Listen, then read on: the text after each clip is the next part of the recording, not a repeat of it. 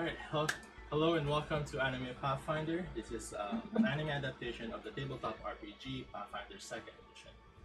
There will be plenty of homebrew ruling, items, and abilities. My goal is to give off a proper shonen vibe using Pathfinder 2E mechanics. Please keep in mind that I'm a fairly new GM, and don't judge me. I'm still in the process of improving my knowledge in the Pathfinder lore, so bear with me. And welcome to episode 1 of technically season 2 of my campaign. Now, a little bit of intro to the story. It is a beautiful day here in Telfin, the city of blue roses, said to be named after Telfin Brightblade, a warrior who had fought side by side by the inheritor, Iomade. Legends say that the hill rise in which Telfin Brightblade himself was buried was blessed by Iomade herself, allowing a rare blue rose known in the area as the Sapphire's Drop to grow wild and free around the city. The symbol represents his house crest, which now adorn the banners, homes, and businesses of Telfin. The general population of Telfin consists mostly of humans, with halflings, half-orcs, and dwarves a close second. Though generally inviting to all ancestries and people, many Telfinites turn their heads to foreigners in the eastern lands, near the Chilias borders, as well as goblins, full-blooded orcs, and bipedal animal humanoids. The main region is that of the the main religion is that of the inheritor, Iomade. Many statues, shrines, and other religious works adorn the city streets, and many homes are armed with long swords, not only as a sacred object, but as a protection if Telfin walls are to be breached. Every citizen can arm themselves and defend their homes. Though considered to be morally righteous, the city itself is in constant flux of different politics, laws, and leaders, whom some would call radical or unworthy of titles. Many dark things arise in Telfin streets and shores, and secrets are around, hidden and waiting. Rumors of dark cults, demon worshippers, and creatures that roam in the streets at night or the sewers below. Unsavory individuals come and go, hidden in Telfin's mass population. Many of their intentions are unknown.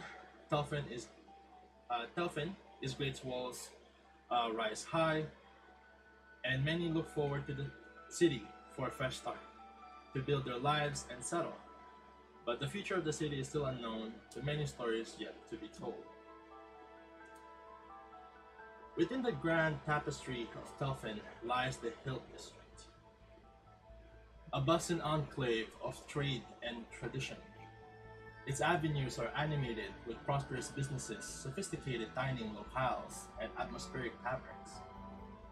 Towering over this vibrant district are the esteemed Magitech University and the Grandeur Bank of Abadar, beacons of enlightenment and wealth. Yet, among these stalwarts, there exists another cornerstone, the Pathfinder Guild. Within the guild's venerable walls, adventurers of varying degrees of prowess seek out challenges fitting their rank. Among them is Kira.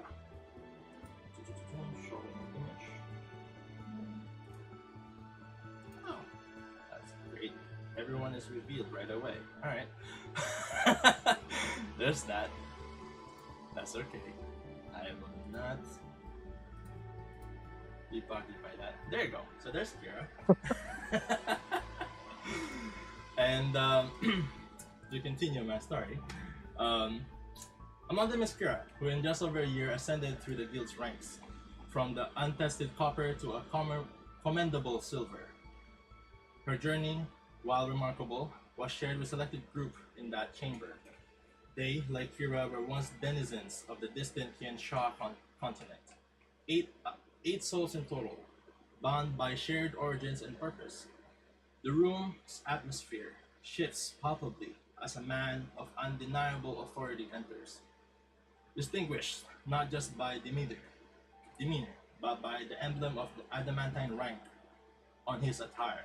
He commands attention. As the murmur of conversation dwindles, the adamantine rank leader prepares to brief the assembly, amongst whom Kira sits attentively and ready, her gaze hinting at tales of her own homeland and the many adventures yet to come. The man walks in. Oh, thank you, Spook. Let me adjust that volume for the stream. Hopefully that is good. Thank you, thank you. There you go. the, the, the adventurers speaks. Hello everyone, my name is Yanagi Takeshi. Some of you may know me with my adventurer name Hiro. I gathered you all here because you're all once residents of the eastern continent, Tensha. Reports came in that an island called Tenkujima had been surrounded by unforgiving waters, constant rain, and lightning storms for months now. Leaders of Avistan, Garoon, and Arcadia have reached out and shown concern, but the leaders of Tiansha have denied the existence of Tenkujima, and that it is nothing but a sailor's eastern folklore. Guildmaster Regos have been assigned to look into the matter, and he's requested to gather a small team to search and gather information about it. My team and I will escort him for an audience with the Emperor of Minkai as a distraction while you lot will go to the reported coordinates and investigate. Since you are all from Tinsha, it shouldn't be too much of a problem if you are ever questioned or stopped by the authorities. That's basically the summary of it. More details will be given to you if you all agree to this mission.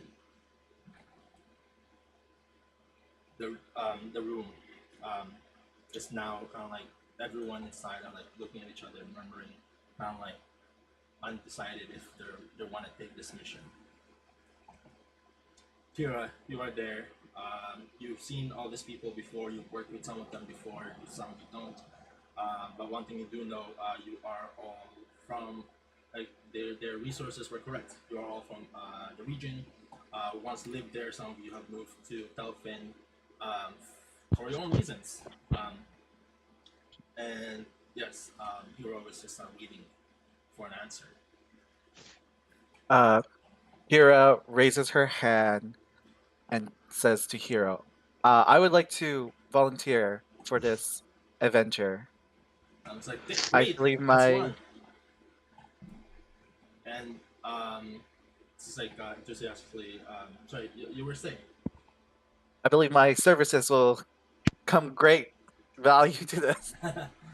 I wouldn't have gathered you all here if I didn't think you are unworthy of this task. And as Kira kind of like started, participating, another person kind of like raised their hand and said, why send us low ranks to do this? Wouldn't it be easier and more efficient if you or your team would go, since your whole group is from Tiansha as well? And kind of like Hiro looks at the person who spoke, and he said, "Sending us would increase their defenses for sure, but to ensure that we won't be involved with their affairs, since as an adamantine rank,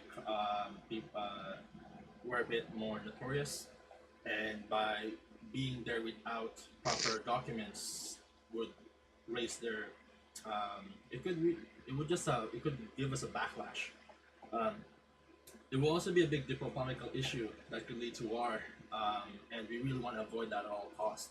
Which is why my mission is to bring Maceragos to the region for diplomatic meeting. And then another person kind of like looks and like raise their hand. Sir, will it be okay if we don't accept this? In truth be told, some of us left that region for personal reasons, and we really don't want to get back into the area anymore. Shiro, with a bit of a look of disappointment, it's like, well, I mean, yeah, that's okay. You won't be penalized for not accepting this for sure. We are simply looking for more people, for people who are from the area, so that infiltrating would be a tad easier. But those who are not ready to accept the mission are free to leave the room and go about your day, and no, don't worry about any penalty. This is not a mandatory. This is all It's all up to you guys if you guys want to take this. And six people stood up and left the room. Only Kira and another adventurer named Hao. Let me show you all this image. I got it right here. Uh, I just quickly find it. Here you go. Perfect.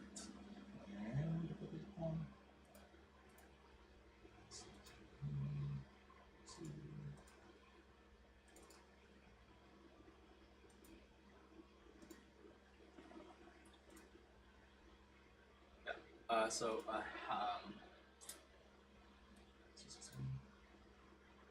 this man,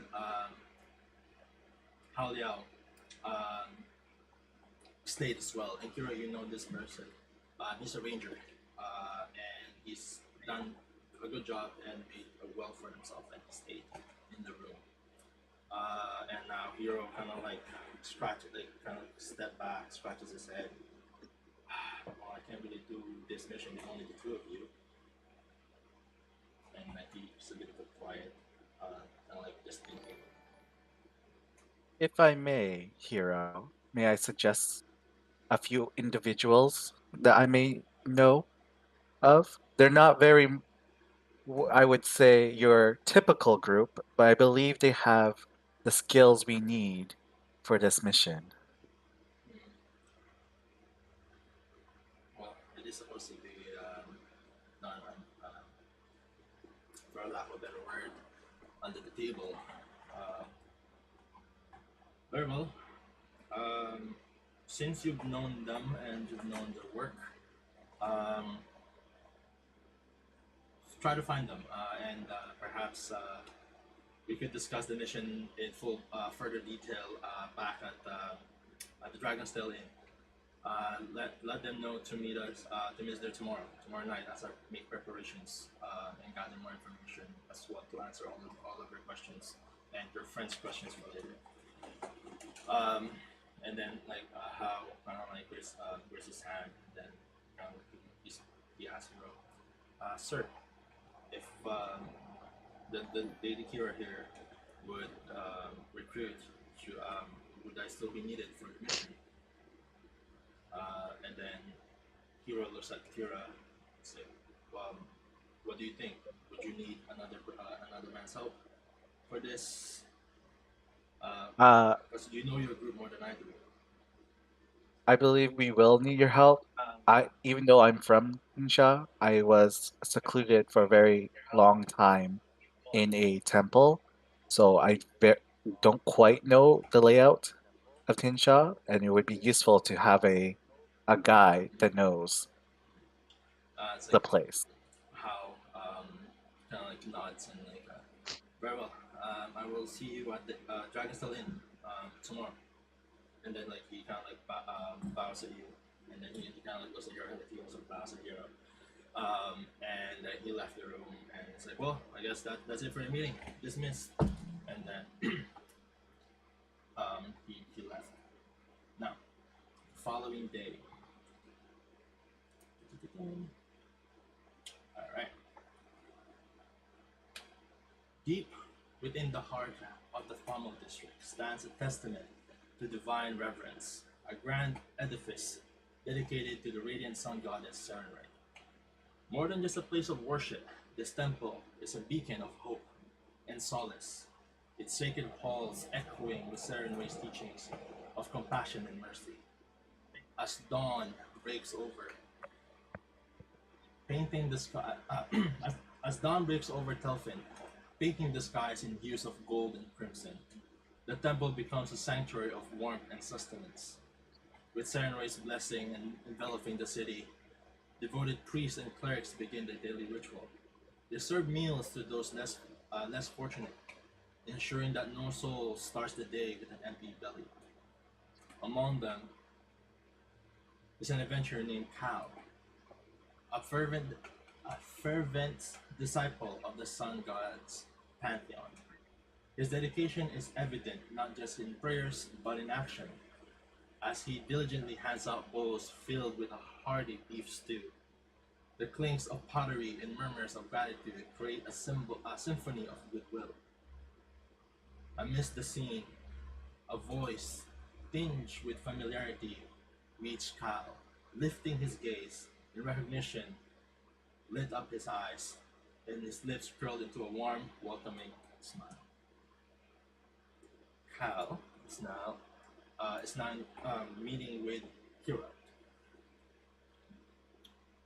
Hi there, Cal. Let me help you with that. And Kira kind of like grabs the bowl and starts stirring it, getting it, make sure it's like nice and mixed and ready to serve the less fortunate. Ah, Kira, hearth's warmth, welcome for you and your assistants. It is good to see you. Good to see you too, Cal. How is today's prayers going? As most prayers go, a little murmur, a little stiff bow, but it's the gift of meeting others and helping where we can. Hmm. As you know, I follow the deity Iori, and we always, us servants of him, always seek perfection. So seeing you always looking to seek perfection to help others has inspired me so much. And I must say, I am really, truly admire your work. Hmm. When you keep saying perfection, it just makes me want to purr myself. And that, as Cal strokes his top knotted ponytail and ruffles his fur on his face, is like, you know exactly what to say. Is it perhaps something you ask of me? Yes, I believe your services are needed for something. Well, I do If so you are much. Let's see. Is someone looking for a change, or just is someone not in need of help? someone or people will be in need of help, I believe. People. I like people. Is it people I know? No. Oh, strangers. I love helping strangers as well. Sun's blessing go with you as he hands another bowl out. Meet me at Do the Dragon's tell. Tail Inn later, and me and my associates will explain more in details then. I do like the Dragon's Tail Inn. It has a warm heart. I do like to sit at the fire or amongst friends. Will we dine? We might. I don't see why we Might. can't. I say we make it firm. Let us eat, marry, and you can tell me all about this help that you may need with me. Will do. I'll see you there. Wait, you didn't say what the dress code is. Do I need to wear finery or should I come armed? Who's Mm, kidding? I'm always armed. He flexes his claws. Perfect. oh, Perfect. Cal. Alright, as you both said your warm goodbyes to meet up later, Kira headed down to the Palmo district by the port and the docks. Under the leadership of the astute Sullivan O'Teague, a hand-picked crew executed the daring endeavor, seizing command of the merchant vessel, the T. Clipper.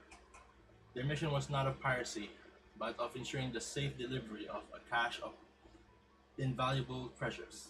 Among these were barrels of exquisite wine, its richness soured from the sun-kissed grapes of the famed Vinovo de Lumiere gardens, the delicate silks that told tales of the arid dunes of Arshensheen. Additionally, the ship bore precious tomes and works of the illustrious writer Elizabeth Vermilion.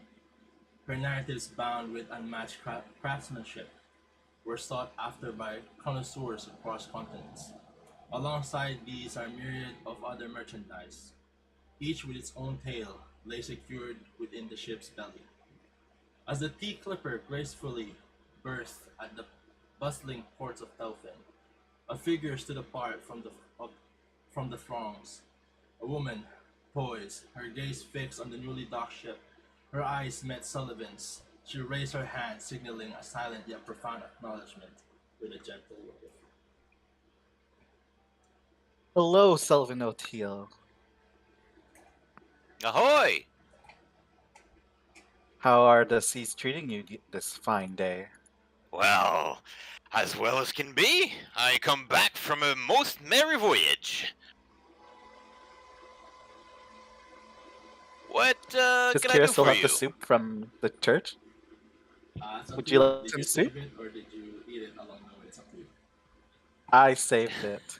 There you go. Would you like some soup, Solly?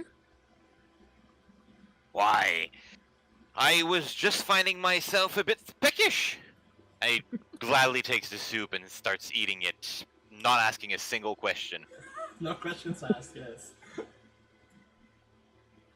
No, As he's Solly. finishing it, If- are you letting me finish, or are you talking over me? Sorry. Are you talking over my loud slurp? I'm talking over it while you're slurping. Nice. Now, Sully, I need to ask you a favor. Of course, you gave me food. What can I do for you? We may need your ship for this endeavor that we're about to set off on. And I would like to ask if you would like to join us, since you are the owner of the ship and would probably be needed for the ship. Yeah, so, He's a bit flustered for a second. He's like, uh, he takes another bite. Well, you see the T clipper is this ship right here. Well, that's okay. I know how it looks. Looking at me coming back into port and giving all my orders. It might look like I'm the captain of this ship and I own it. You know, I understand how this might confuse you. It's because of how great I look. I know, it's not your fault, it's on me. But the truth is, I do not own the Tea Clipper. In fact, I was only captaining it for a very short time to help our friend whose name I forget. I'm sorry, I'm looking through.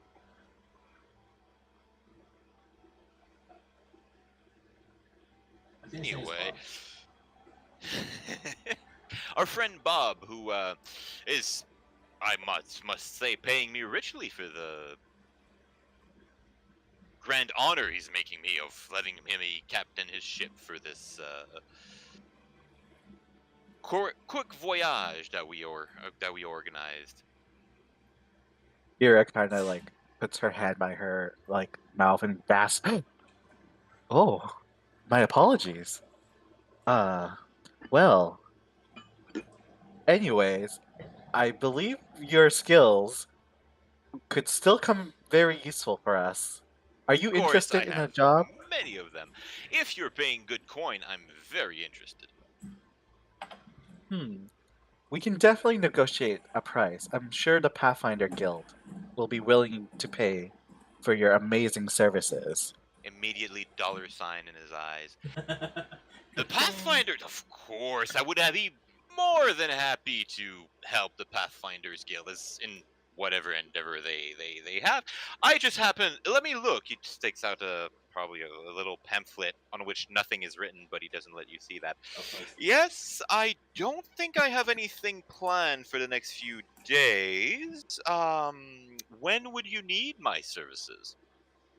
Come meet us at the Dragon's Tail Inn tonight, and we'll explain more. That sounds like a plan. It's a great establishment. I would be happy to have lunch with you, of course. We just might make also sure do dinner, so make sure not to eat too much of that soup, as the soup bowl is empty.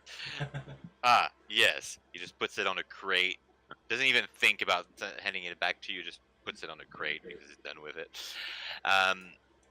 Yes, of course. Dinner sounds wonderful. It's very nice of you to offer. Well, I'm very busy, so I'll see you there. Here, I kind of like curtsies. and leaves. Oh yeah, almost like the full 90-degree curtsy, like one hand in front, one hand in the back. Madame, Perfect. it's been a pleasure. And he just leaves. Awesome. As you all said your amazing goodbyes, uh, Kira proceeded to the shore area of Palm District, and then she reaches a new location. Nestled within Pelfin's sprawling landscape lies its crowning expanse, the Palma District. It's not merely its size that distinguishes the Palma, but its very lifeblood. The vast shores, bustling ports, and intricate docks that form Pelfin's maritime heart. This is where the city truly comes alive, with fishermen casting their nets under dawn's first light, merchants bartering with spirited vigor, and ships of all sizes docking with gales from far off lands. The Palma District isn't just about commerce and the sea, it's where Telfin's heartbeat is most palpable. The district is a melting pot, home to a hardworking middle class and those with humbler means. The streets echo with shared stories of sea voyages, market haggles, and dreams that rise with the tide. Here, the golden beaches serve as a communal backyard. Children's laughter intertwines with the cries of seagulls, and the scent of street food drifts enticingly through the salty breeze. Not far from this, not far from this coastal tapestry stands Swole Shores, where individuals from diverse professions gather, forging strength and finesse against the backdrop of the vast ocean. Reef, a formidable Azarketi, is a regular at Swell Shores. His dedication is whispered about in awestruck tones, and his silhouette against the sun has become an emblem of perseverance. One day, amid his focused routine, a familiar voice reached him, and as he turned, he recognized a competitor, a confidant, a friend. Kira, is Reef, that you? Reef, come over here. Let's do a deadlift kind of session. It's been a while. I need to pump these guns. Kira Of kind of course, of course. flexes. Here, here, here. I have this barbell over here set for you with two of my best crates. There you Kira Oh, effortlessly lifts. How are you today, Reef? go. never better. Such a Disgusting. great day at the sea. Amazing. Reef, are you doing anything this upcoming months? Are you free? Well, it depends what you mean by that. I do have some occupations. I am a busy man, you know. I see, I see. I have a little side project going on, and I could really use some muscles on this, if you get what I mean. And Kira kind of just Literally and figuratively. Reef lifts kind of the strikes face. up. Reef strikes a poser, like a thinker pose. Oh, really? Muscles, eh? Yes, indeed. Kira froze the dumbbell crate, claps her hands. Well, who am I to refuse if someone needs me? What are the terms? Come meet me at the Dragon Tail Inn tonight, and I'll explain more. Tonight, is that the one next to that nice little pastry shop? Yes. Okay, I know the one. I'll be there. Okay. As you guys are agreed to meet up, since the sun is already, it's about to go high, and it's been a while since you guys kind of like work out. You just kind of like end the day. Just kind of like finishing your sessions. As Kira knows where to find the next person that you will be looking for, but he had to wait a few hours, and so by killing time, he just did a few sessions with Leaf. Then moments later, Kira, she headed down uh, further to the city, in the vibrant hill district of Delphin, a name echoed with a mix of exasperation and amusement. Little Red. This wasn't any ordinary moniker, but one belonging to a playful and at times mischievous kitsune girl. In a place where kitsunes were seldom seen, her antics quickly elevated her to an almost legendary status. Her tales passed down with fervor among sailors and merchants. To many, Little Red was but a myth, a story perhaps embellished by weary, inebriated sailors seeking to impress with their tales. They'd laugh it off, dismissing accounts of a cheeky fox spirit who delighted in harmless pranks, but to those who felt her whimsical touch, like a hat mysteriously vanishing from their heads or a sudden trip on an unseen. Thank you. Ivy. Sorry, just replying to the chat. Where was I? They laughed it off, dismissing accounts of a cheeky fox spirit who delighted in harmless pranks, but to those who felt her whimsical touch, like a hat mysteriously vanishing from their heads, or a sudden trip on an unseen tail, she was very rude. And often, after such encounters, these same individuals could be found in local taverns, recounting their adventures with boisterous enthusiasm and perhaps one too many ills.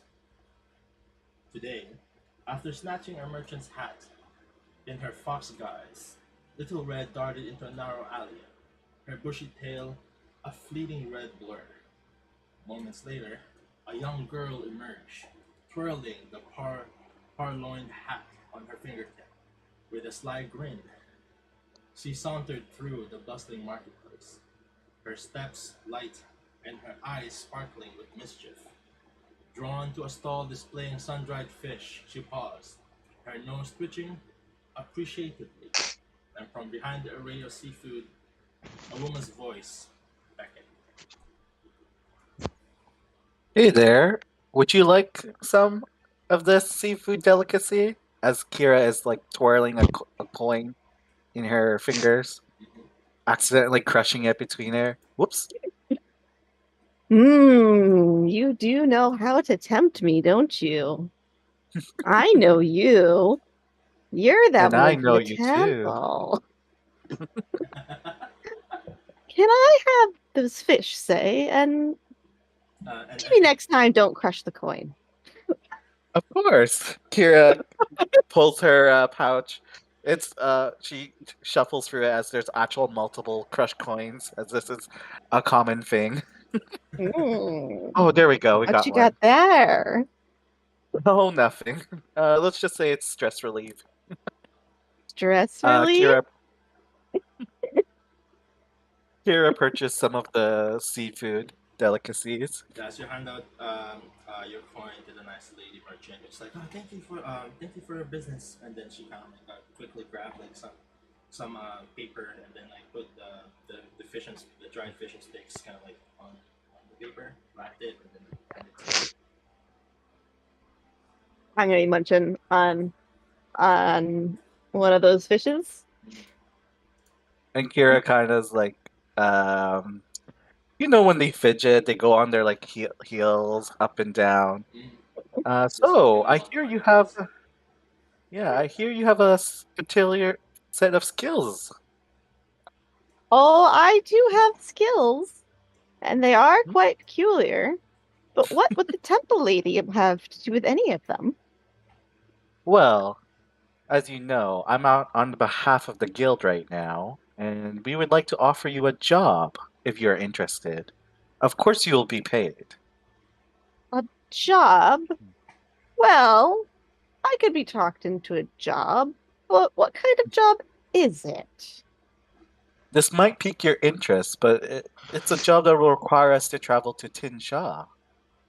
And yeah. That does perk my interest. If you know anything about me, you probably know that this is an easy sell, don't you? Mm-hmm. I only hear rumors, but I do what I can. I can appreciate that. Is there food involved as well? Of course. In Oh, fact, come to the excellent. Dragon Tail Inn tonight. We'll talk more about the food and the food will be on the guild. Wink.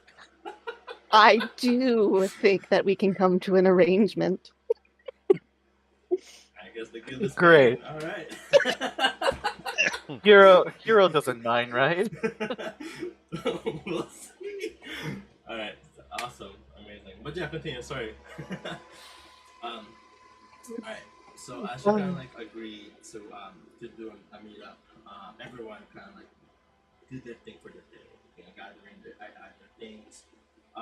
As people who have done jobs before, they know that normally when jobs arises, it requires your whole gear, your equipment, your bedrolls, and everything that you may need to travel because most job entails such work. Uh, and around like roughly around like 5 or 6 p.m. at this point, um, Kira arrived at the Dragon's Tail. As the last golden rays of the sun surrendered to twilight, Telfin underwent a mesmerizing transformation. The streets, with their cobblestone path and aged facades, blossomed under the embrace of countless lanterns. Homeowners, shopkeepers, and tavern masters alike lit their lanterns, their delicate flames creating a tapestry of light that kissed the city with warmth. In this ambiance, charged with a blend of nostalgia and anticipation, Kira found herself at a crossroad of reflection and duty. Thoughts of the mission ahead weighed on her mind, but so did the promise of camaraderie and respite before the storm. Drawn to the heart of the Pommel district, she made her way to the Dragon's Tail Inn. This venerable establishment, under the astute management of Yanagi Pepe, had seen countless tales unfold within its walls. Elderly fishermen, their hands narrating lifetimes of battles against the sea, frequent the tavern, finding solace in the shared stories. Likewise, adventurers, weary from their journeys, sought the inn's comfort, the promise of a hearty meal, and perhaps a listening ear. As Kira stepped over the threshold, the inn's familiar aroma of roasted meats and aged wood greeted her. Her gaze soon found her gaze soon found Sully, a beacon amidst the sea of patrons.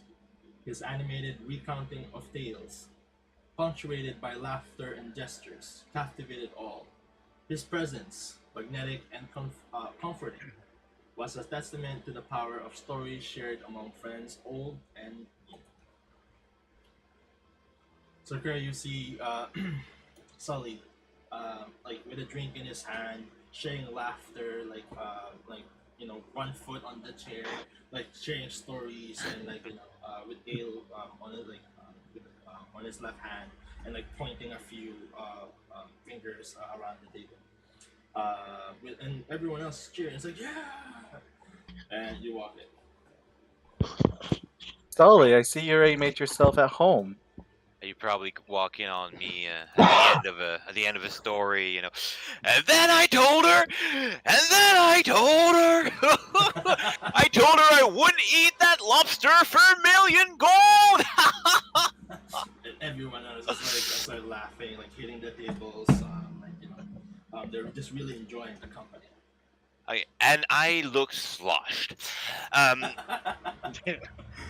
Perfect. Hey, you're the reason I'm here. And Kira looks shocked at me like, oh no, what have I done? You're the girl with the job. You were talking. You needed a captain. Hey, I'm the man for the job. Yes, I'm glad you're here. We'll just have to wait for a few others before I can discuss the details. Now, listen. Don't you worry, eh?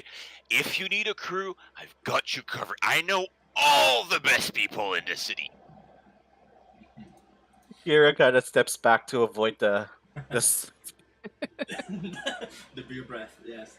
Like probably my beer, like half my beer. Like I got a new tankard. Half of it is already There you everywhere go. on the ground. I am gesturing like crazy. An older gentleman, kind of like with like a proper uniform, and like with a gray kind of like coat, kind of like gestures as says, Kira, your hero told me that you'll be arriving tonight to discuss something. Please, you can take that table over there. Us, and then kind of like looks on the floor with like the spilled beer. I will do some cleaning. I'll be right with you. Thank you.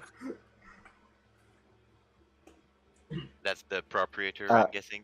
Yes, he's the tavern master Tepe.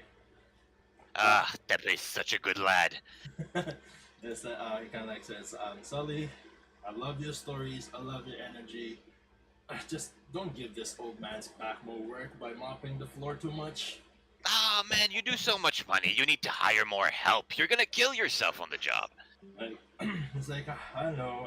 Like they are doing some deliveries, but I'm the man working the floor right now. Just tone down the spilling, and then like another patron kind of like drop the floor. I drop a beer on the floor, and then immediately it's like, sorry, Tepe. It's like ah. It's like we're saying things like in 10 shots, like a lot of like Asian like words, like he's like just kind of like slurring around.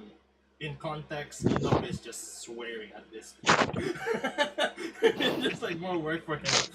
And then and then and and then he like walks around. It's like, and the patron kind of like, yeah, sorry, no, I'll clean this up. No, don't worry. Like there's such a community where like everyone just helps each other out, so Tepe doesn't really mind. Like the company, and then like a little like a young man, probably in early 20s, like arrives with like an empty crate, and it's like, boss, delivery's done. And it's like, good, clean the floors. It's like, "Oh, I just got back. It's like, and I just got a spare. We're busy tonight. Come on, like and then kind of like, come, like we got lots to do. And it's like, yes, sir. And then they're just doing the thing. Just a few moments later, just right after the guy that walked in, Kyle comes in full gear. Cal, over here. Kira waves. Cow, my man! It's been forever. How have you been, big guy? Ah, Sully! I swanter up to him, drop my bag of gear, and as we embrace an arm-to-arm elbow grip, my tail grips his leg off the side and is like, "It's good to see you, Sully." Ah, Cal. You know listen, Kira? I know Kira. She's about to offer me a job. Listen, I can't guarantee there's anything in it for you, but as soon as I know the plan, my man, you gotta let me know where you're staying in town. I'll come right back. If I have a spot for you, you're in, man. You're in. So Cal noticeably sniffs the air, and then he looks with one grin and one eye up, and he's like, "What time did Kira talk to you?" Oh, she just got there. Don't worry about that. Don't worry. It could listen. Because she woke get a up be- this morning and invited me on this mission. and So it super- looks that you may have been the second ass. super crestfallen, like big jaw open, like, oh. Now, Oh. that is probably because I arose with the sun, Yeah. and you rose well, with the sea. I wasn't even in town this morning. Yeah, that's it. That's probably I wasn't in town this morning. That's probably the reason.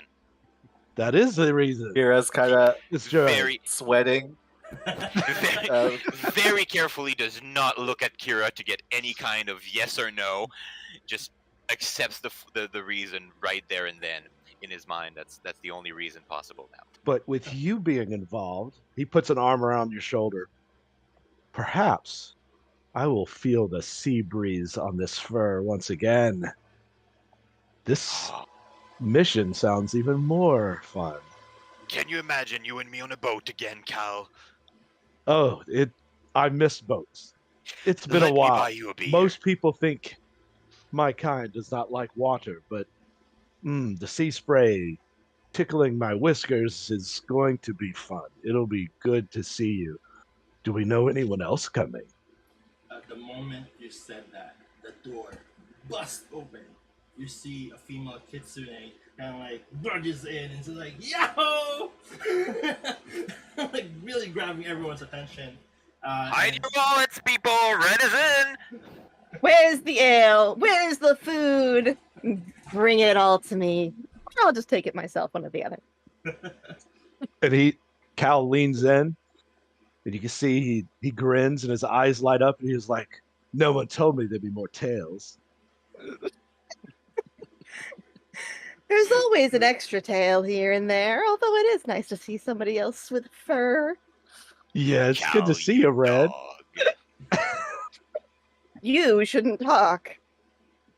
Oh, There's no now, that dogs was here. a long time ago. Like Long almost time 6 ago. months now. You are so full of nonsense. Please tell me he's not in on this too. Oh, I don't now know. it's Around like the bed. that, little Red. Cal leans Right. over to Kira and pushes her chin back up a little. Don't be shocked that we know each other. We get around. Oh my. Goodness. And the last time I saw that one, she points at Sully, I had to peel him off this floor. Now. Don't be like that. You're such a pretty thing. You should smile more often. Obviously, you want to be missing a few things in the morning. As long as it's not teeth.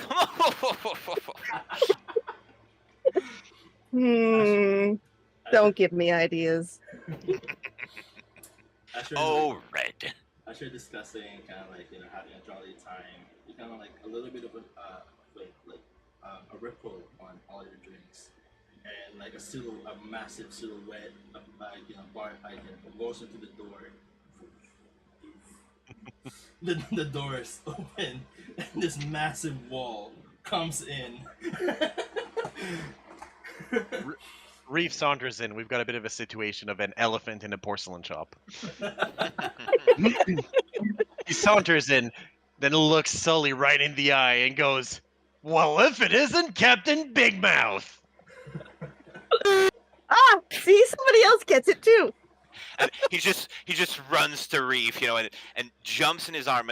That doesn't like, because he's about 2 feet taller than me.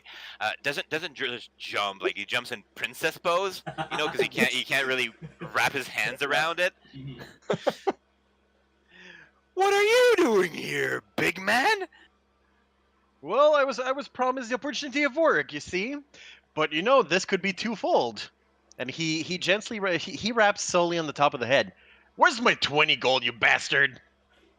Ah, you lucky man. Listen, I just got paid. Let me buy you beer.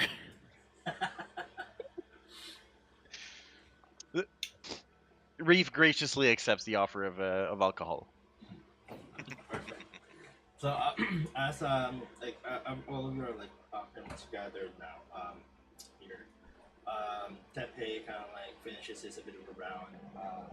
It's like and goes up Kira. It's like Kira is are these all the people that Hero mentioned that you will be calling?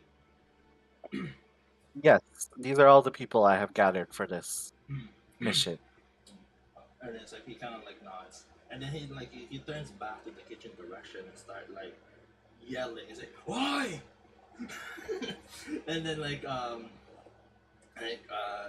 like, "Why, Takeshi?" Like yeah, and it's like a voice kind of like from the back. It's like yeah, and it's like like what's everyone's like learned languages? Does anyone speak like Kin? Speak what? Kin, like the Qiancha language. Kin.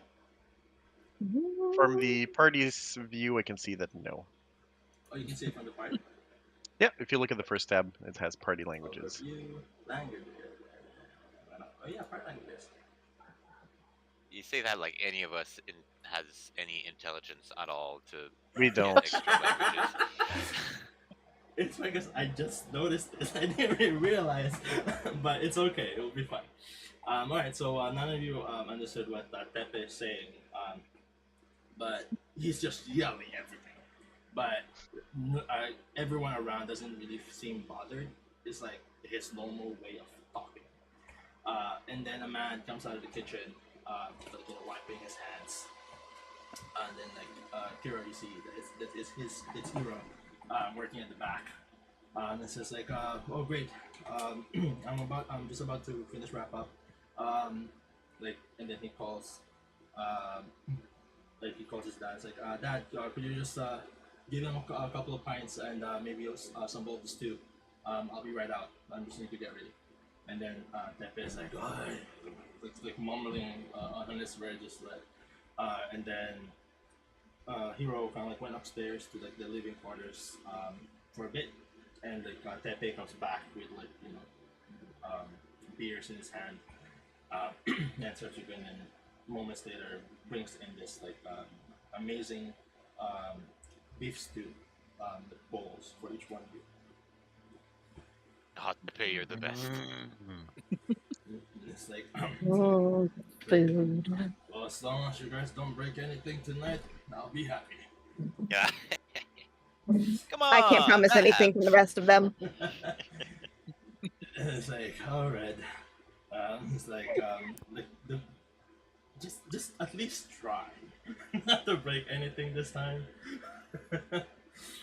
And then he kind of like chuckles off, and then another pigeon is like, it's like, oi, Tepe, more for me. And then it's like, yeah, I'll be right there. And then we left. And Hero comes down, in a bit more presentable appearance instead of his working uniform. And he sat down to all of you. I sit beside all of you, and he just says I forgot I haven't shown you what it looks like. Just a moment.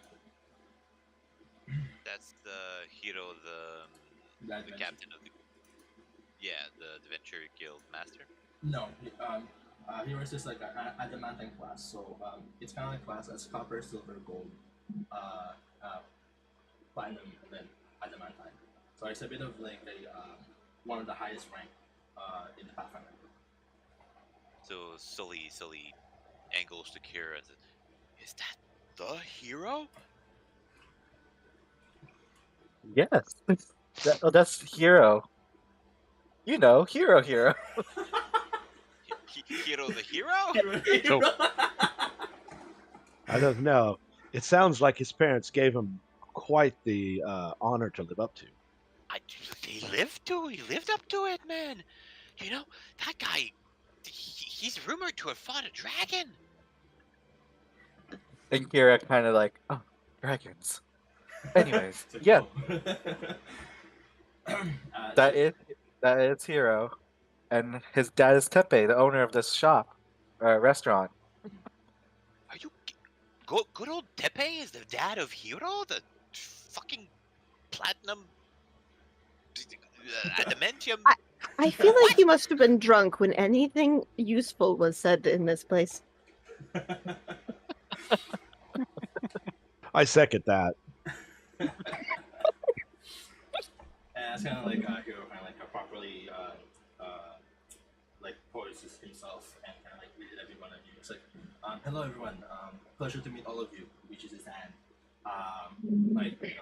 Whoever, like your order of seating, whoever's the closest, I would assume would be Reef will be on the outer one because you're the last one to arrive. Right. Reef Also- stands up from his tiny stool, like it's kind of like a parent going to a kindergarten meeting kind of Yes. deal, Yep.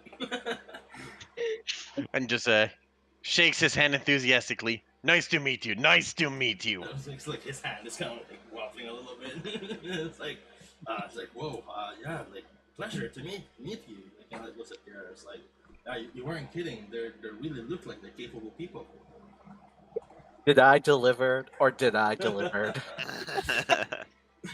And then he kind of like chuckles. It's like, well, I can't judge. I can't judge a book by its cover, so I really need to get to know more a little bit. And then he kind of like reaches his hand to the next person, kind of like just everybody else. And he's like sits down and like, well, um, I have a little job for all of you, and it is completely okay if it's too much for you, or if it's something that you would agree on. But I do need to warn you. It could be a very dangerous mission across the seas. And kind of like as everyone's kind of like reading, Hero continues to speak. It's like, well, there's been reports of an island named Tenkujima, and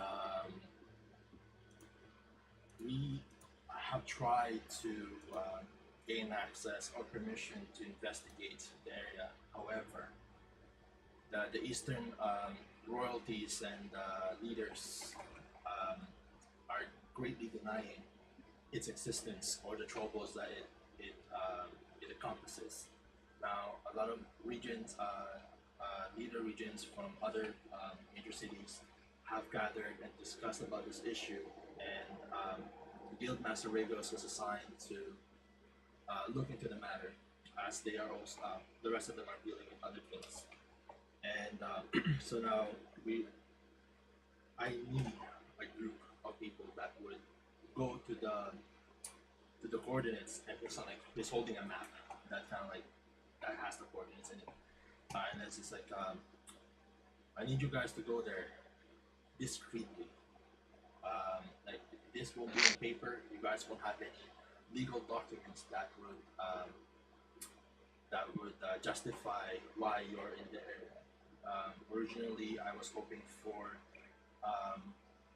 some of our adventurers that originally were from the region to do this mission. So in case trouble comes in and they get questioned, since they are from the area already before, it shouldn't pose a problem. But I don't know all of you, and I just want to bring this up to everyone's attention that this will not be on record.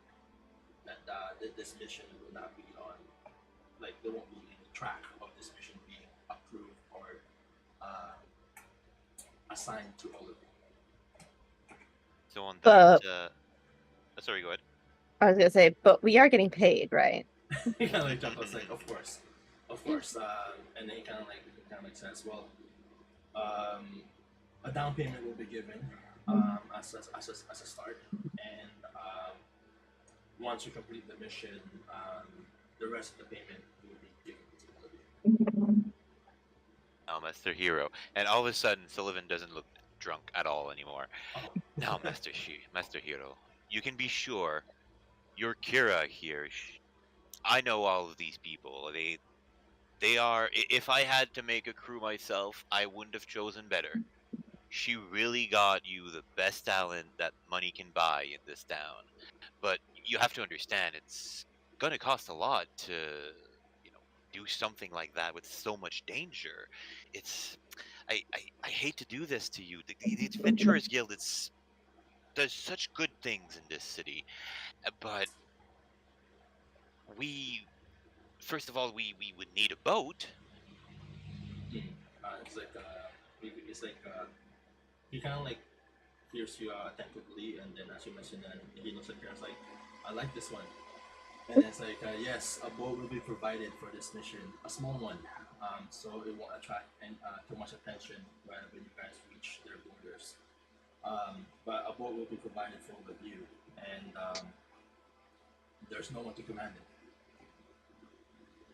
it. Don't you worry. That's why Kira got me into this group. I'll take care of that. I have vast amounts of experience in there. So as long as we can discuss, and we don't have to do that RP, but as long as we discuss payment, I can assure you that we will get there, we will investigate, and we'll get back to you. in And the I least should time add- possible. I should add, going along with my captain friend here, that if it is so dangerous, then we should be expecting some kind of hazard pay, right, Sully? That's right. That's right. That's something that we'll have to discuss. Of course, it's monetary value and all that is going to be important to write up a. Normally, it would be written up in a in a contract, but if you're talking about some kind of clandestine mission, And we should well, also talk about who is liable for this ship and any of the other goods now we'll provided talk by the about guild. that later. Uh, Well, you don't Ah, want to pay for it, do you? listen to those two talking all about money. Where's your sense of adventure? The call to the sea. And the call to help others. yes, yeah, all that of that too. is But very the one important. thing I think we should do is we shouldn't not have some record of us being asked for this mission. No, that's what I'm saying. If there's no contract, the Yeah. down payment should probably be reflective of that, just considering the whole danger and the But black ops. I'm concerned that they're wanting it to not have anyone have record of it. I think there needs to be a sealed note or a sealed letter that does explain this, and it only is broken under specific, requirements, because that's a risk that I think we need to explore.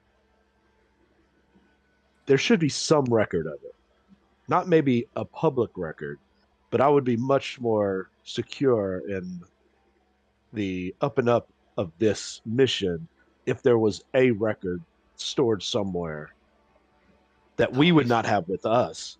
It would be a mutual confirmed honorific, such as maybe we can both agree that somebody we both know or some entity that we both know would hold this document.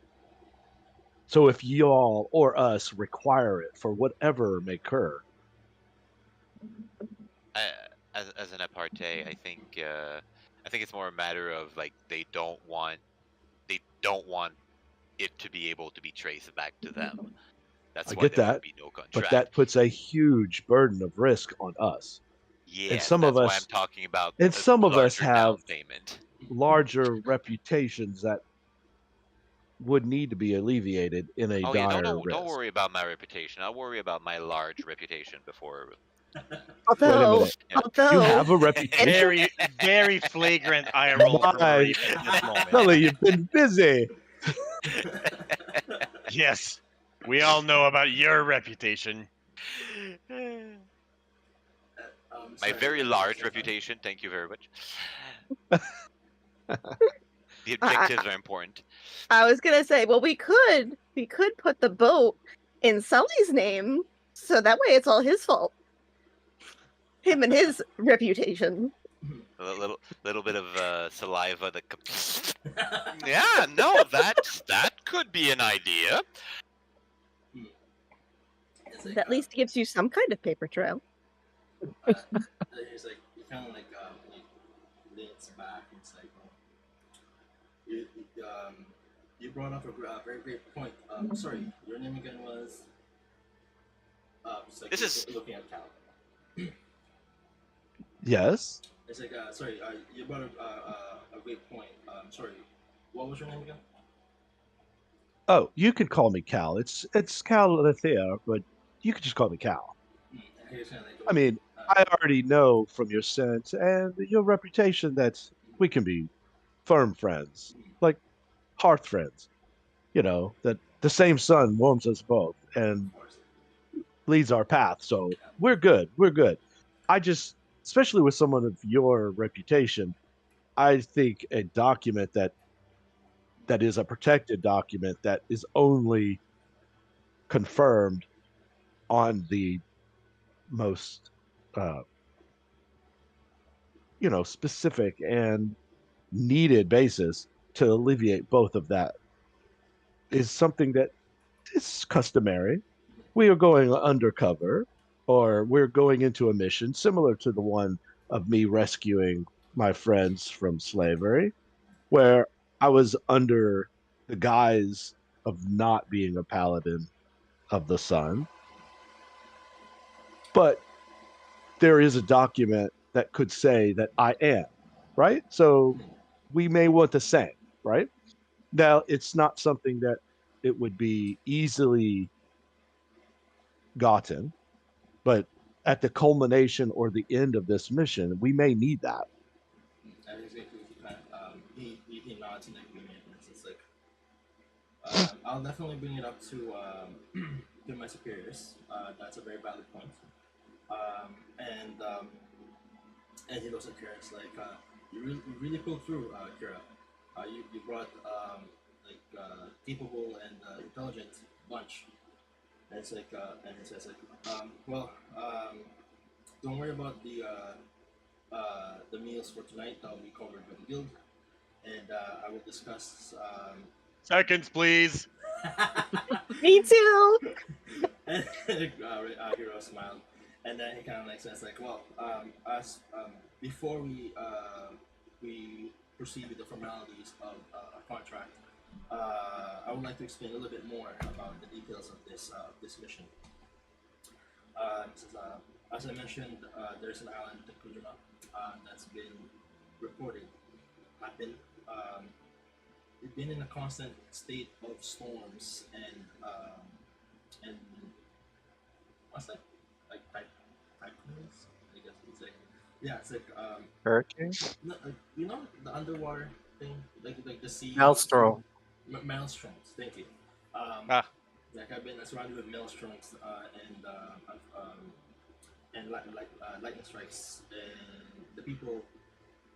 A lot of sailors have reported that they couldn't either go home or they couldn't complete their businesses to that island, and we are worried.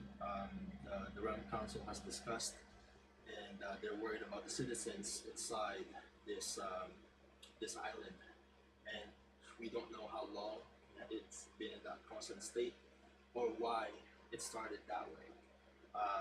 And that lead to this turmoil that the people there are experiencing. Now, the reason I mentioned it was dangerous because I don't know how forgiving the seas would be when you get there, but the report says maelstroms and like angry waves are in constant move around the perimeter of the island. Now, knowing how dangerous this could be, would you still all would like to participate in this endeavor? And as soon as you agree, I will have the contract in the morning. I will contact Master Ragos and have it fulfilled and have it ready for you all tomorrow. Reef shrugs. The sea is my home. It bears no threat to me. Same. And it's like a hero kind of like that. It's like, thank you. Like you will be helping a lot of people. And I kind of Yes. Yes. I believe we can do this.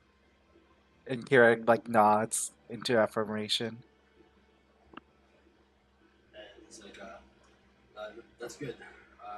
Well, I'm glad you have found these amazing people, Kira. Like enjoy the rest of the night. You guys are free to do what you like.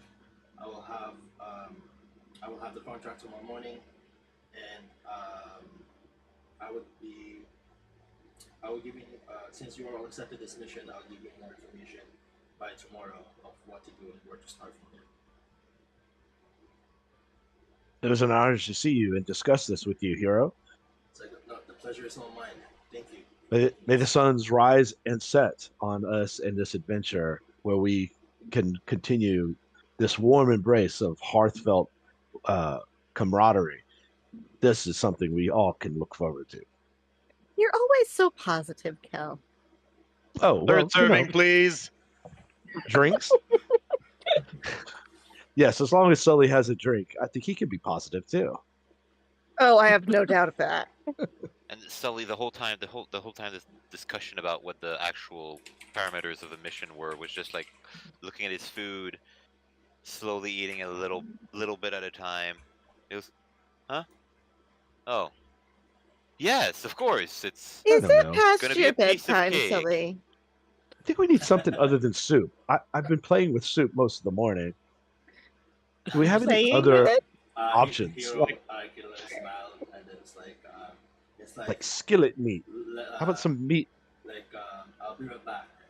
goes into the kitchen, and then he comes out with a big plate of roasted pork, like a full. That like, is it. Like, Ooh. Oh, big now plate, we're roasted talking. It's like, this is my thank you for accepting this mission. And then he kind of like lays it down, and then like I'm like kind of like besides that, it's like that. Their bills on the guild. Just let me know. Let me know about it later. I'm gonna go back to the office and start a request for the document they need.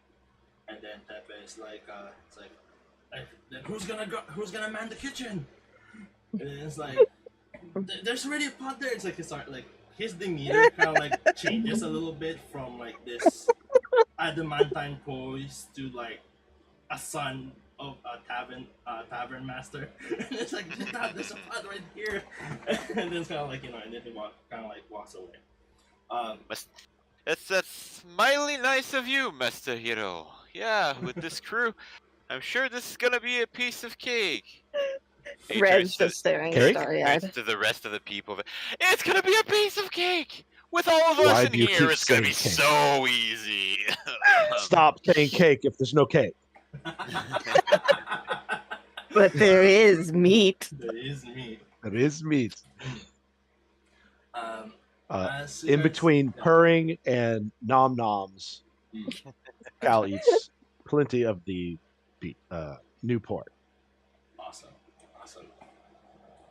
Alright, so as the night goes on, you guys are enjoying your drinks, you guys are enjoying your meal, and you really ran quite the tab.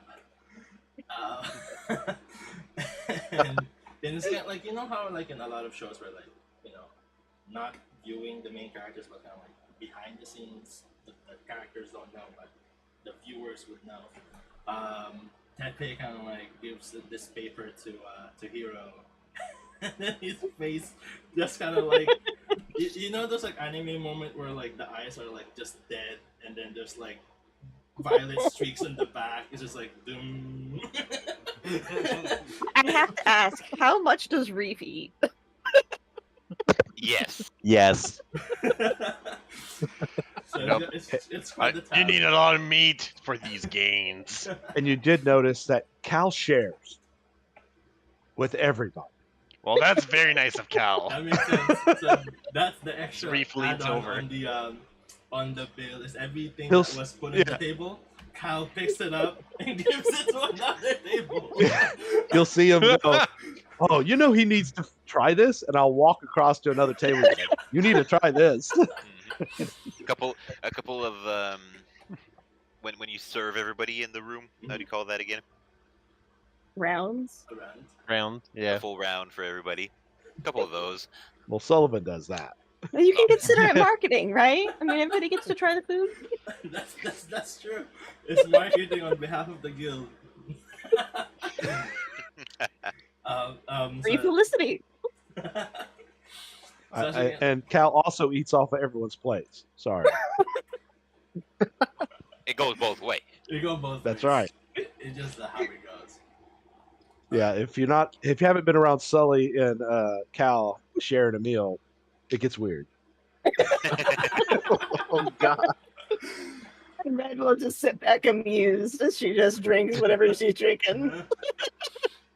The only thing we don't share is the drink. The drink. Yeah. Right. Every man for the drink. Well, why not? Well, I'll pour it into his cup, but he can't drink out of a cup. That's fair. My cup. It's unsanitary. Oh, it's not sanitary. I'll eat off of all your forks. It's the cup is reserved. We're supposed to use forks. He's just like Only if down you- hands. Oh no, he's just like sliding the plate in his gullet. It's like like an it just like slides in. And towards the end of the evening, there's just a pig-shaped carcass going down his throat, like an anime. and there, towards the end of the evening, Mhm.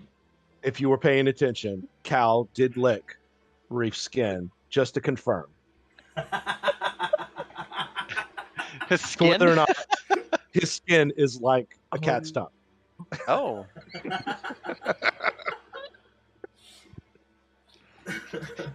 Reef is a little unsettled by that. It's okay. I pet him and say, "Don't worry, we're friends." I can kind of It's like so imagine like a cute. montage of like you guys Okay. like having a drink and then the awkward stare of like Leaf looking at Cal. It's like, why'd you look at me? It's like just a montage and everything. That's sick. Piety makes people weird. That's what alcohol does. I think people are just straight weird anyway. So what's the Yup. difference? That's the difference. Exactly. So as the night goes on, there's a musician inside kind of like playing music, and you guys are just like really having a joy night. Everyone's now like having fun, and kind of like because of Kyle's generosity, more people got the attention, and then like more people got in, and the room was packed. And then for all the reasons like Tepe thought that like everyone was ordering, but it's actually all the bill is all going to that one table, but everybody is being fed for some reason. And like the night, like everyone feeding. Like some people are kind of like staying over because like they're kind of like passed out. Tepe doesn't take them out, just like the regulars, and others are kind of like leaving already. And a man kind of like walks in and sees you guys. And it was Kira. You've noticed it was Hal, the other adventurer that that was with you in the room. Show what it looks like again. The ranger. The ranger, yeah, with the bow in his hand, it's like, you all certainly had a fun night. It's like he kind of goes to your table. It's like he kind of like does a bow, and it's like the name's Hao Liang, And Kalian, why weren't you here with us? Actually, I was here early. Like, you were already giving me the information of the mission, and I just headed back to grab my things. As as a precaution, and I was hoping to get back on time, but I got a bit sidetracked. So forgive my tardiness. Kind of like he bows. It's very like poised and kind of like polite, and kind of like he apologizes and bows to Red. It's like he kind of like reaches his hands like, man, I know everyone's names. Oh, you're so cute. You should have stayed and had the party. I'm Red. Very nice to meet you. I am Cal. And how long did you know we were meeting here? It's like how long? Oh, it's like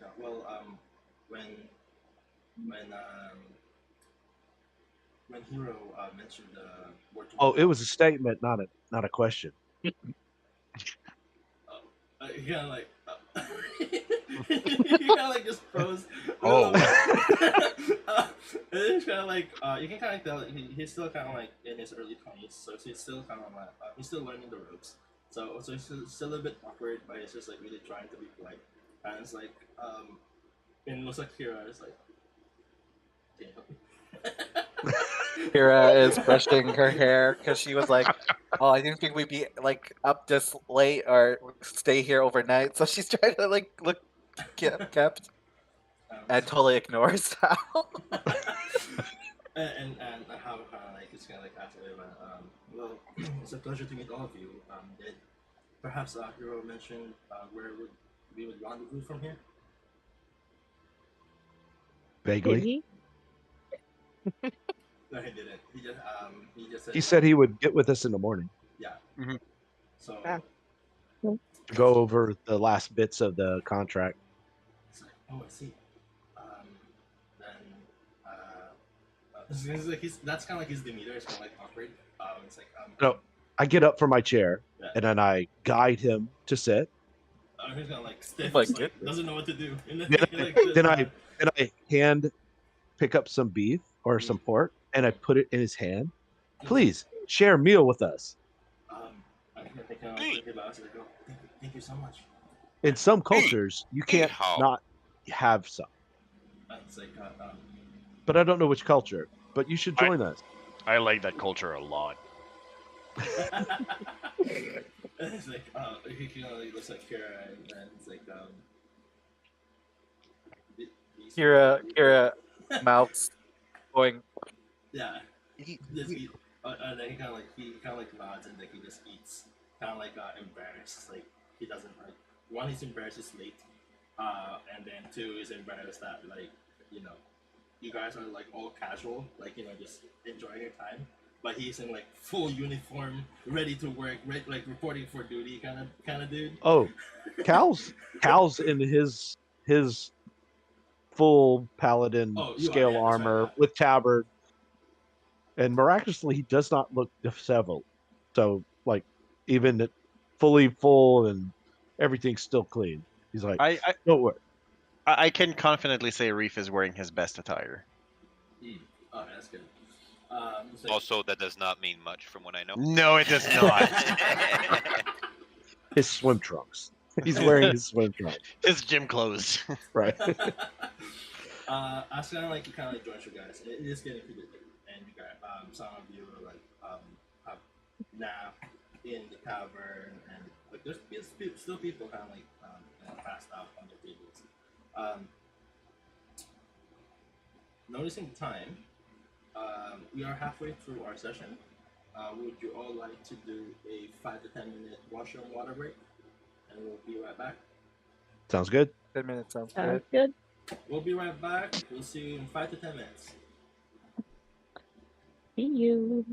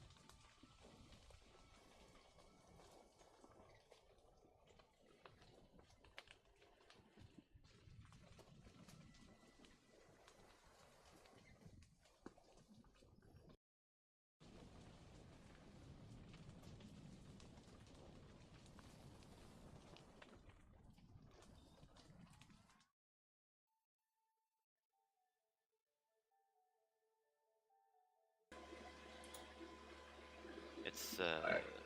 And we are back. Thank you for your patience. Alright, so last week we left off. You guys were spending the night at the Dragon's Lily. And some of you are drunk. Who had the highest fortitude? Probably Reef. Can I see that in The party? giant kineticist? Yeah, that would make sense. The Constitution-based character has a very good chance of that. Yes. Okay. So Reef, as the alcohol just goes through your veins, and you were the first one to kind of like sober up quicker than you'd like. You started like actually, you're kind of like still a bit hazed. Give me a perception roll. Will do.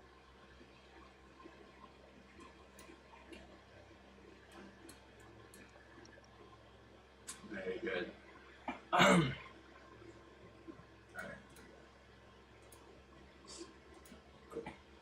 Really? Yes, so I was kind of like you're kind of like gathering your senses as you're kind of like slowly waking up.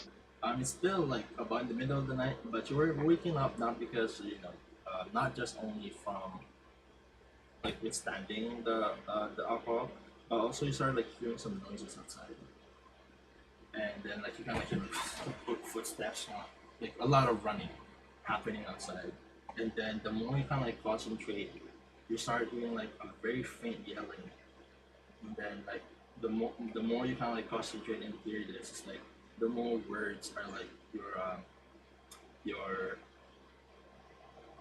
kind of like piecing together. And then like you start hearing it's like over there, like Prince, hurry, bring the bucket. And then it's like, a lot of people are now like, you start feeling more yelling as like the more you're getting awake. There's something happening outside. Oh, what is all this? Reef will run down the stairs and go outside. As you walk outside, you open the, you kind of like walk out, and then you hear like someone kind of like bump into you behind, but it didn't really bother you as much. But rather, they were like got pushed backwards after hitting you, and then yeah, basically they're the one who experienced the recoil. And then you look, and it's like this, just an average dude. And then it's like, I kind of like got pushed back. Are you okay? Yes, sorry. I didn't see you. And then he kind of like looks like you, like kind of like a little bit shocked. And then it's like, I was like, I'm assuming you're kind of like helping him out. Yeah, of course. Yeah, and then kind of like he grabs your hand, and then kind of he just easily pulled him up. And then it's like, sorry,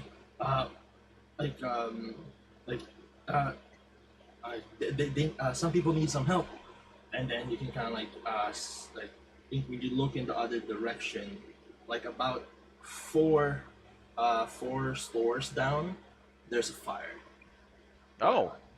There's a fire, and then you can like start seeing people kind of like throwing some buckets, like they're kind of like forming a line, like to really passing on the buckets and stuff, and like some people are panicking, and there's a shopkeeper like outside. It's like my shop. It's like sound like crying, like my cabbages. My cabbages. Yes, yeah. So that's what's happening outside. What did it? Reef will look to his fire. Well, this is my kind of work. And first thing he will do is channel element to summon his kinetic aura. Oh, snap! Being a water kineticist, this is something he can help quite a bit in.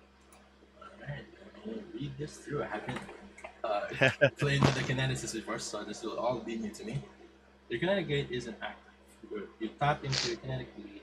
Elements flow around you. Oh, this action. Okay. One action spans. Oh, that's what goes on. And you do it twice? Just once. Okay, I got you. Yeah, here, I'll delete one. Alright, send that to the Okay, that's cool. Yep. And then what happens after? I will run over to the location of the fire and start using the ability. It's called base kineticus, and then it's basically basic manipulation. It's not really, I guess, mechanically something, but I manipulate elements that I'm comfortable with to do specific things. One of the examples that they give actually in the suppress is you snuff out a flame. That would be if you're fire kineticist, you're able to take the flame and smother it. I surmise that by using water kineticist abilities, I would be able to do the same thing. So Awesome. Yeah, so you kind of like you step in, you rise into the occasion, and kind of like step forward.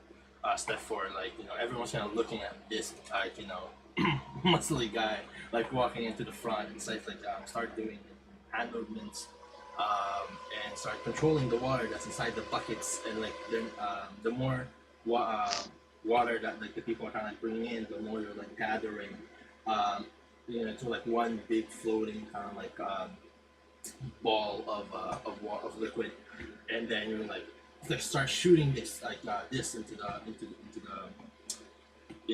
the building to kind of like douse the fire.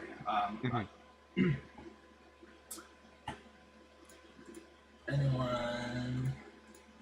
Everybody else, give me a perception check. See if you start hearing like more of the commotion. If this will keep this up.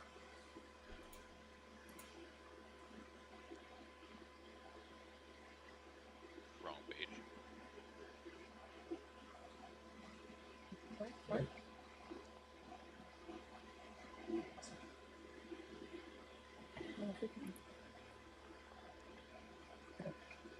I'm out. So Red kind of like drank a little bit too much. She's still like Red had a full sip. she's still snoozing, but Cal kind of like bob your head a little bit, and then like your ear starts like twitching, and you start hearing the commotion happening outside. People are like yelling, and yeah, it really caught your attention immediately. And yeah, so first the one we'll see this will Cal, and then the next one that we'll work out with will be Sully. But yes, Cal, what would you do? Well, I also can probably smell the fire, so I'll grab. Where are we at the club? You guys are at the inside bar? the end of The tavern still? Yeah, the Okay. tavern still. But as you notice, kind of look around, Reef is not with you guys. Okay, and I'll probably smell him having left the place. So I'll probably grab my my gear and run out the door to see, make sure it's not something more than just a fire. Guys, you kind of walk out. You kind of like there's actually people injured. There's like this one guy like on the ground like holding his arm a little bit. He got like a bit of a big burn mark, and there's a woman you would assume like his wife is kind of like trying to like put some like damp like water onto it, trying to like reduce the pain. There's like people. You see everybody like trying to bring buckets of water, and you see Reef performing this magnificent feat, like using his skill to like manipulate water to kind of help douse the fire that's happening. Okay, so I will go through the injured to confirm serious injury. Like the guy that's closest to me, Yes. he sounds like he could probably be okay. Mm. But there may be worse. So I'll kind of do like a mini triage just to confirm that he's Yeah. going to be fine for now. But there may be people like closer to the fire that are more severe injuries. Yeah. Yeah. So you kind of like you with your expertise, you start like, and with your command, you started reassuring all these people that they're gonna be okay, and you start creating this small triage with like just a bunch of crates for them to kind of like sit and lean back, and you're tending to them. More people are bringing in. Some are actually like trying to salvage the items inside, and and they try to salvage the stuff inside, but some of them kind of like got hit by like a plank of wood, and like, some of them are kind of like bleeding, with a bit of a smoky appearance because they were inside at some point, and you're tending to them. And soon after, Sullivan, Sully and Kira, you guys both wake up at the same time, seeing red. Her face is red, like really like and drunk as hell, and I'm still sleeping, guys. yeah, you're still snoozing, and Cal and Reef are gone, and then you Well, start. this is an inn, right? So I Yes. figure Sullivan probably just is coming out of a room, still half drunk, a headache. You guys tying just up- passed out on like on the ground tavern area, like on your on your booth. You guys were still in there. This was still in the middle. Oh of the yeah. night. You guys Okay, just passed so- out in the same table that you guys were drinking. Let's play it this way then. He's probably under a table somewhere. Yeah. Just gets up, takes a bottle, shakes it a little, Yeah. see if there's anything in it, takes a quick sip, and then face plants because his pants are at his ankles. Puts up his pants in a hurry because he hears the screaming. He goes, Yeah. "What the hell is going on? Who's making all that racket in the morning?" Zips it up. Comes out and then sees what's happening and Mhm. immediately, like again, sobers up right away. And complete opposite of Cal, he starts screaming at people. Yo! He looks at the gawkers. You! What the hell are you doing? Just looking around. And he starts screaming at them and like he starts arranging a bucket line. Bucket line. Right? He Yes. starts putting people. You go get some bucket. You find anything that can contain water. You go there to do that. He Yeah. starts screaming at people Yeah. to start doing stuff, and just Yeah. really like Yeah. trying to intimidate people Yeah. into doing things. Intimidate And then or he persuade gets them to do that. this? No, it's very much intimidate. He's very full headache, man. He probably could go the diplomacy rule, but he's not in the mood. It's not. That's true. You just woke up with a hangover. Yeah, that's fair. Yeah, Um, it's just like I had to wake up to see this shit going on. You have to wake up too and get some help a little. all right. So as you kind of like immediately take command, take control of the situation, and people start like waking up to their senses and start like following your orders. Like a little bit out of fear, but at the same time it makes sense to them because like what you're telling them to do actually made sense to help the situation. So they just followed. They made the line. A lot of like more people kind of like coming in together and like helping each other out with more buckets. And like and then Kira, you woke up as well. Kira noticed that Red is like red, so she leaves a glass of water and like a little bit of herbal medicine to help hangover. It's up to her if she takes it, but Kira just wants to make sure that like Of she's course. okay. And then she heads out to see what's the commotion. Notice that it's chaos and Sully is just yelling at everyone. And she sees Cal triaging, helping the injured, and decides to follow in his lead and also help the injured because she can also do some medicine checks too. Awesome. So she, So you start helping out, and since you're a strong lass, you like for those who are kind of like having difficulty, kind of like walking, you start like aiding them, like grabbing them by the shoulders, like lifting them up to make sure that you're walking straight, and you're like bringing them over to Cal, and Cal's kind of like telling you like where to put those people.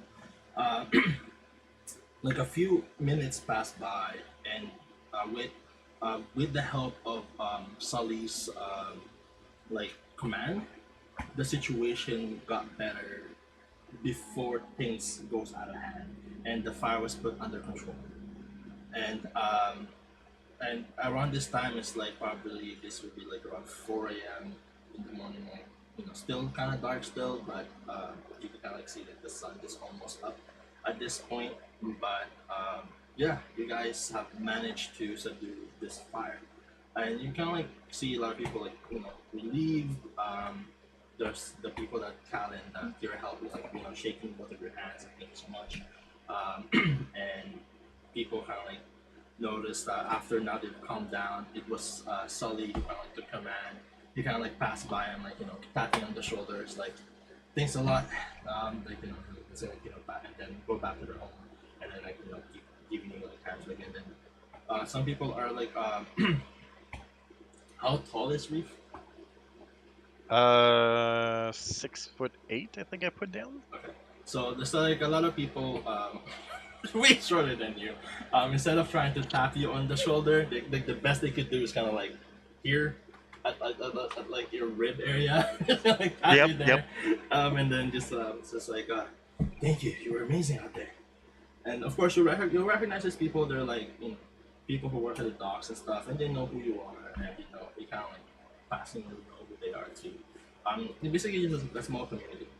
And not long after that the disaster is already done, guard starts like coming in and start questioning people, like what happened, and sees one of them approach and sees Sully, and it's like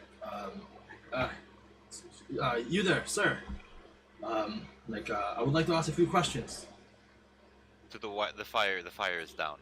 Yeah, at the this point, right? fire is gone at this point. Everything's dissipated. People are disbanding.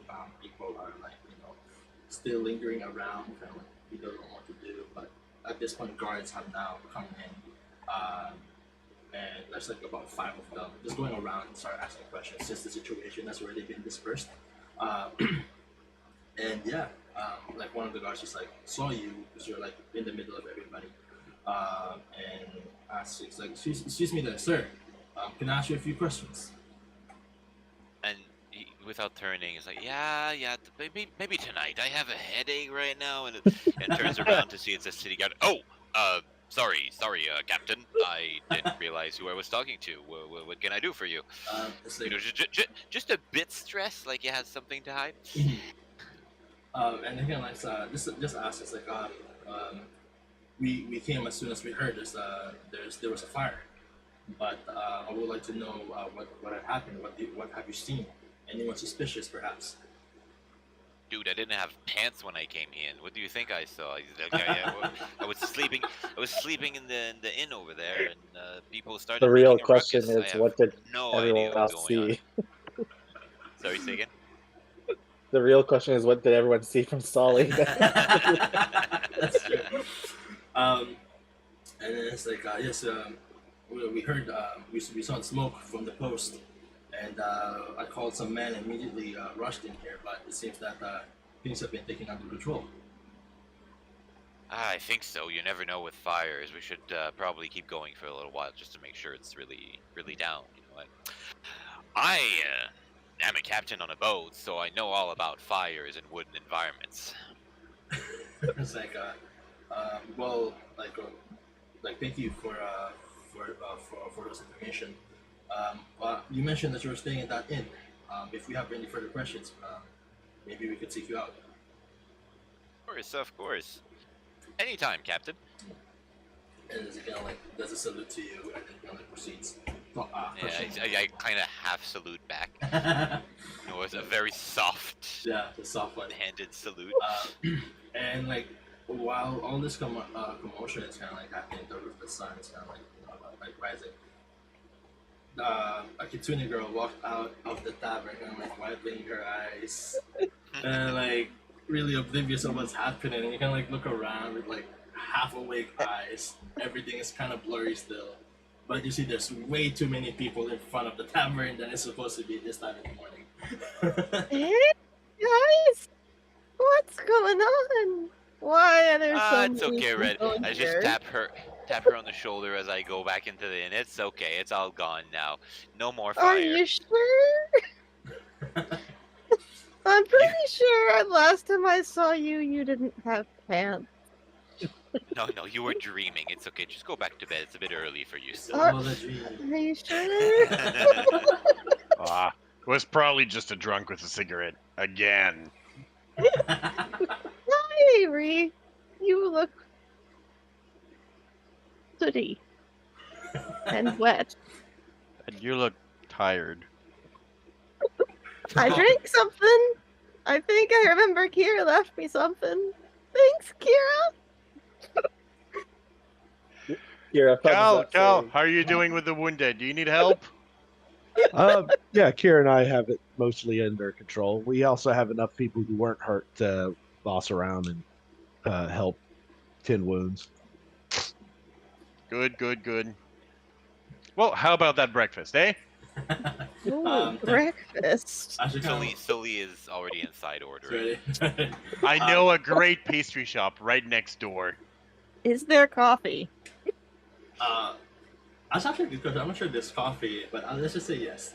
I'll take tea. Tea works too. There is coffee in Galarian, and it follows the drugs rules. Awesome. I will look into that. All right, so as you kind of like, you guys celebrated this really small victory, but victory nonetheless. You had breakfast, and Hero came in. From a sense like, I just heard from our neighbors that there was a fire, not far from here, and then like Tepe goes like, yeah, there's a fire happening like two doors down, like. Your friends soon took a handle of it and took help out the people. So don't worry about breakfast. Breakfast on me. Thanks, Tepe. You're the best. It's like kind of like points. Good job, guys. It's like anytime we help each other here in the community. So really appreciate the help. And then it's like I'm gonna. I know you guys are gonna head out pretty soon, so. I'll give you guys a big hearty breakfast. And he goes to the kitchen and starts cooking. And Hero comes back. Well, guys, thank you for helping our neighbors there. Could have gotten worse. The fire could have spread, and truth be told, I would have known what to do if this place gets burned down. While I was tending wounds, I was probably diplomatically gathering information about what was going on prior to and during the early onset of the fire. Can I roll a diplomacy to see if there's any tidbits discovered during that? Yeah, during that either chatting? diplomacy or society, whichever side's great. It would be diplomacy. Yep. Go ahead, give me a roll.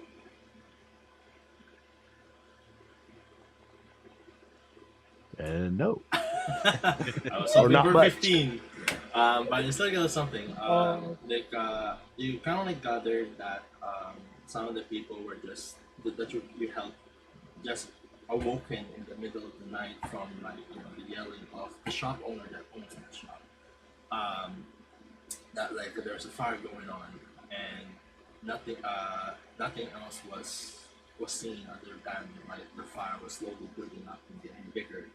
As then people are trying to get in to help him out, take some stuff, salvage some stuff, but unfortunately, people were like waking up a little bit too late to save more items. At least there's something. Other than that, they none of them really provided a more solid information of what had happened prior to the fire. And he was like, well. I will talk to the guards and look into the matter, but here, kind of like takes out a document. It's like, they kind of like puts it down on the table, and he says, well, this states that the guild is tasking me to gather materials. So if ever you guys were questioned, you have a little bit of a what's that word? Paper trail. Yeah, it's like a little bit of a paper trail that give you cause of being in that area, and he kind of hands it to Sully. It's like you will be the captain of the ship. Feel free to put in the name of the vessel, so that we can make it a bit more legal. He kind of like raises his hands and quotes, make it more legal. Just sign here. And he kind of like says that you guys are just looking for like materials that are more specific to Gensha, like a specific bass, specific like spice and things like that. Some are used for food, some are used for like magic materials and stuff.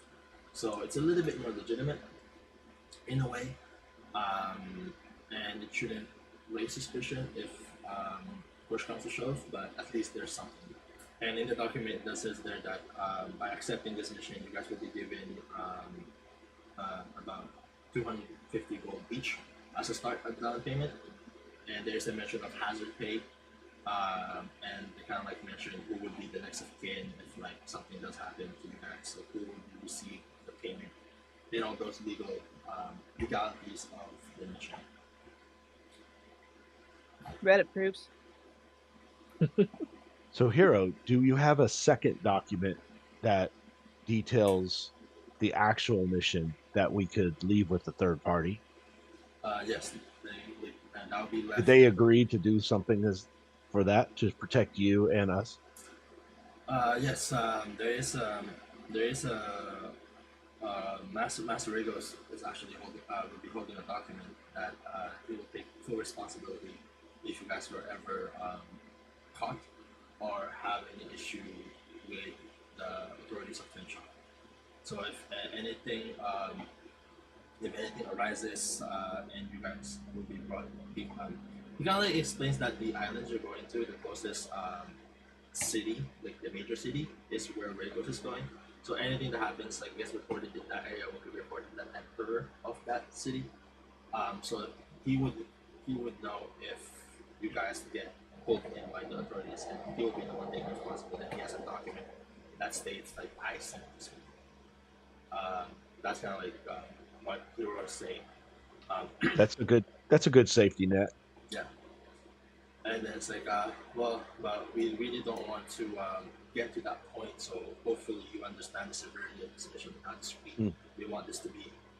We just really want to help those people inside. And if this is a bigger issue than what's being told by rumors and reports, the Realm Council would like to get a head start and make sure that this storm doesn't happen anywhere else. And yeah, he like leaves the document you guys to sign.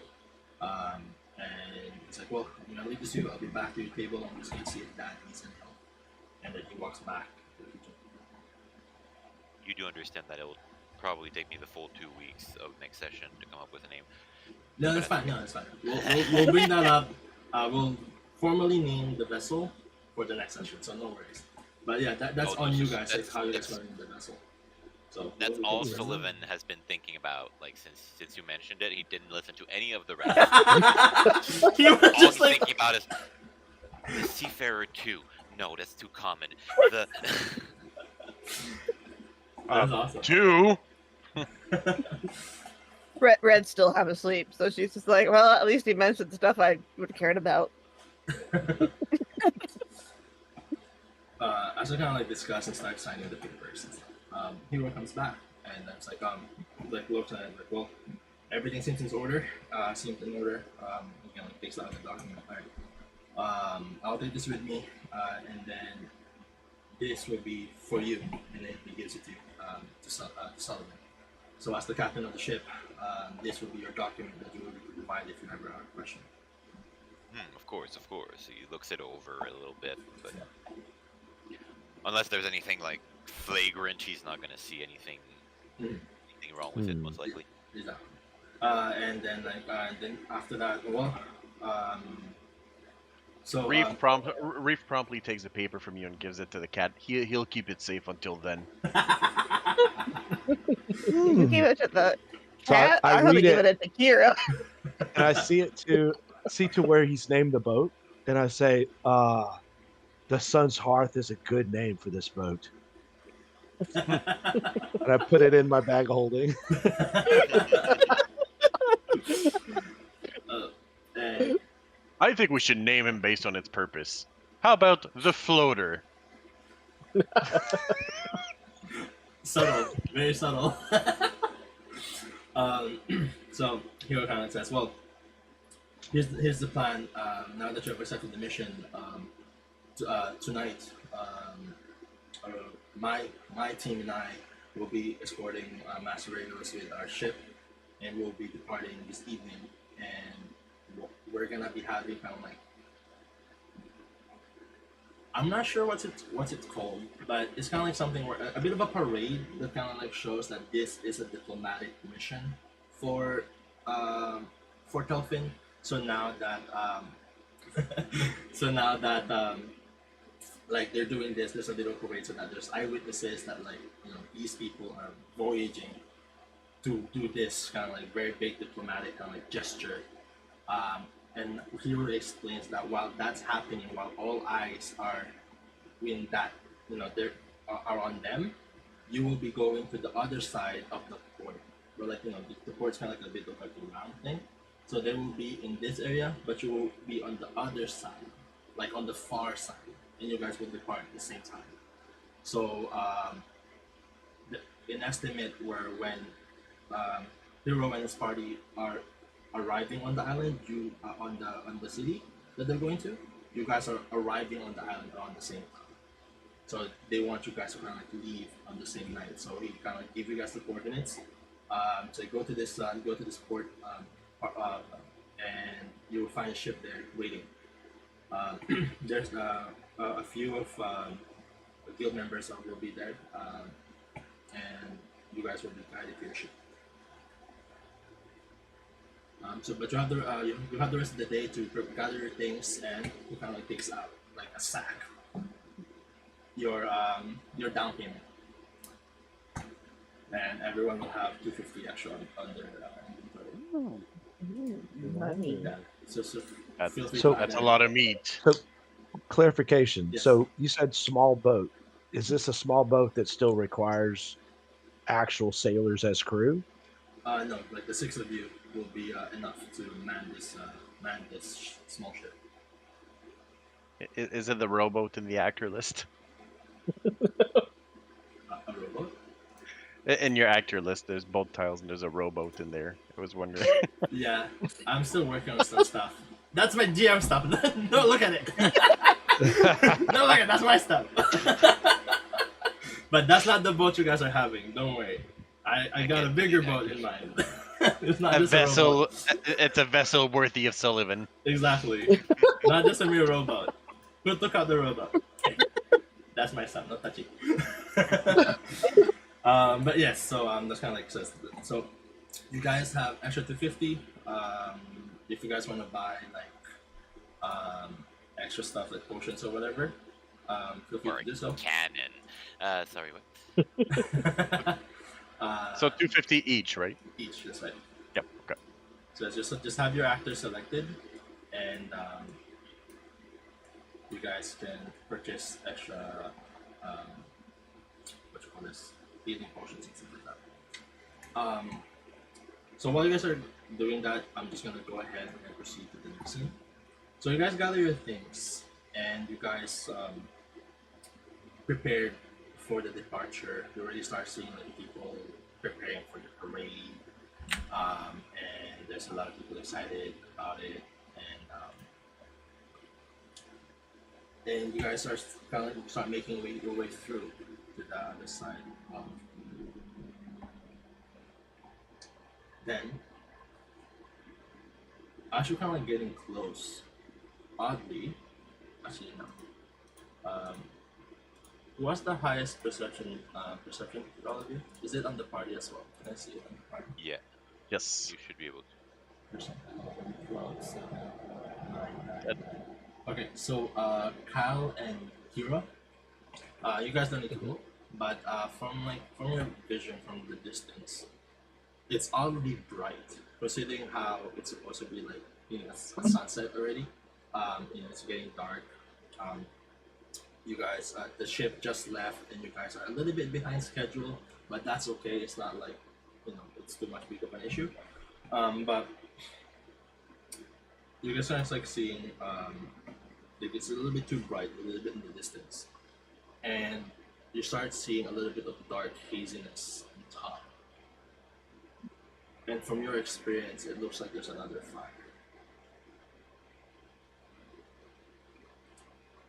Oh no! Kyle and I Kira think there's says this. another fire there. Hmm. Do you see that, Cal? I do. You what?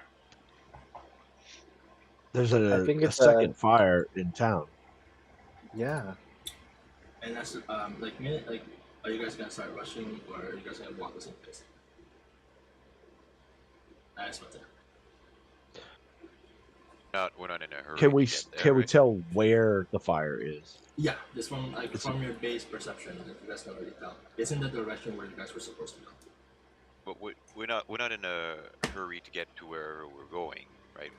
No, like the Just- location of the fires where listed where you're supposed to go. It's in the same direction where you're supposed to go. Oh, I am booking it then, because I'm afraid that might be the ship. Yeah, Mm. I'll try to keep pace with Sully. So you guys Yeah, have- I'll be going. yeah, with alertness you guys started running. Okay. I'll meet you guys there. Kira will I can go move pretty fast. So Sully, Leaf will be following him behind a little bit. Yes. Okay. I have a 20-foot movement speed, so I'm probably the slowest. That's fair. All right. So, let's see. Actually, is Cal in heavy armor? I don't think it's heavy. I don't. Let me check. It's scale. So it's considered medium. Fine then. No problem. As long as your strength is enough here. Sorry, I'm looking at the speeds right It is. Oh, now. We will be leaving Reef behind a Colorful. lot. So, Well, that's a bit loud. Reef will be back later. Yeah, he'll be back later. But if I delete your token, can you see? Yeah, actually. Okay. I think you have global vision on, actually. Okay. Good. As long as you can see your token's not. So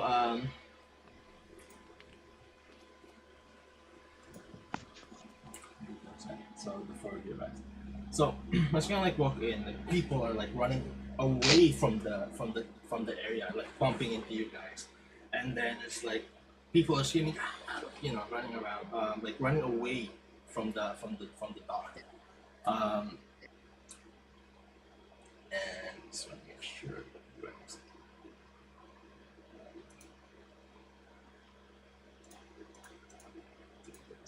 Some Cotton Eye Joe said the mood.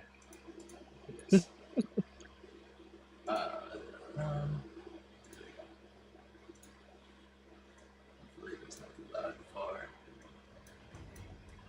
for this. Alright, so as we're kind of like getting close, you start hearing like, "Come on, hurry up! We only have a small window." And then like, you can actually see these people like they like looting and grabbing like crates and like start trying to book it. And you guys can see a boat where the coordinates like tells you, and you guys also see some dead soldiers like on the side. These are pirates. They're trying to loot the area and using the opportunity to steal the boat while before all eyes are back in this area. And it's kind of like what you gathered, and it's like you see a guy from the distance. I'll show you guys. Taking command, saying it's like, "You take that crate over here. Like, we need to load up the boat. we need to we need to take this right. We need to take this soon before more guards shows up." And we will roll initiative. Oh, Dun, dun, dun, dun.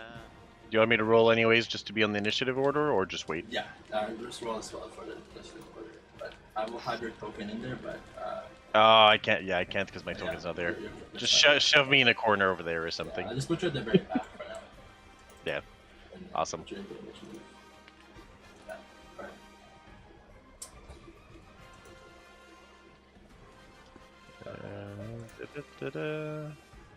There it is.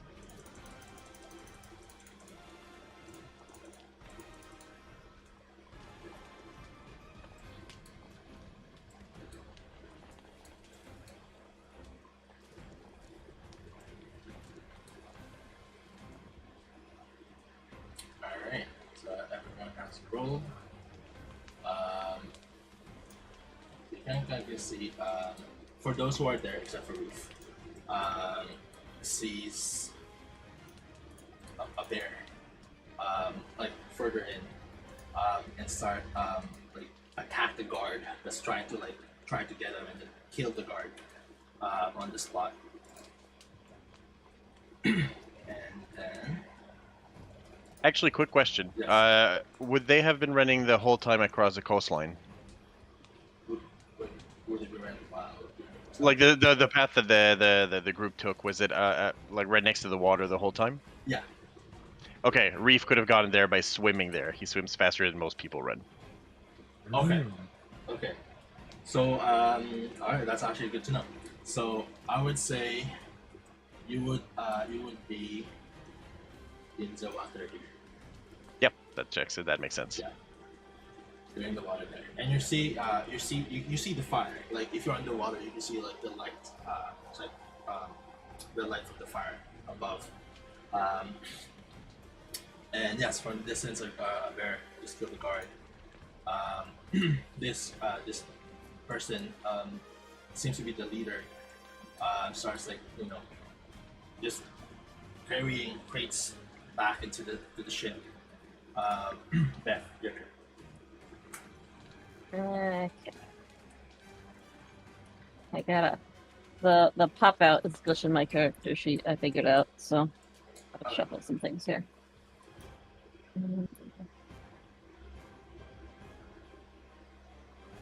I'll pop over to here, and I'm gonna bite him with a spell strike. Yep. Ooh. So just hover and press T to target.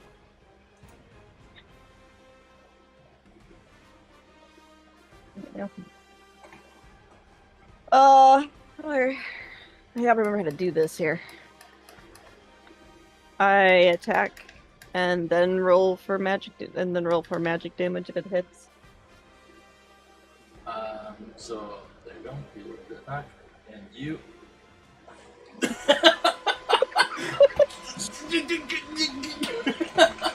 Okay.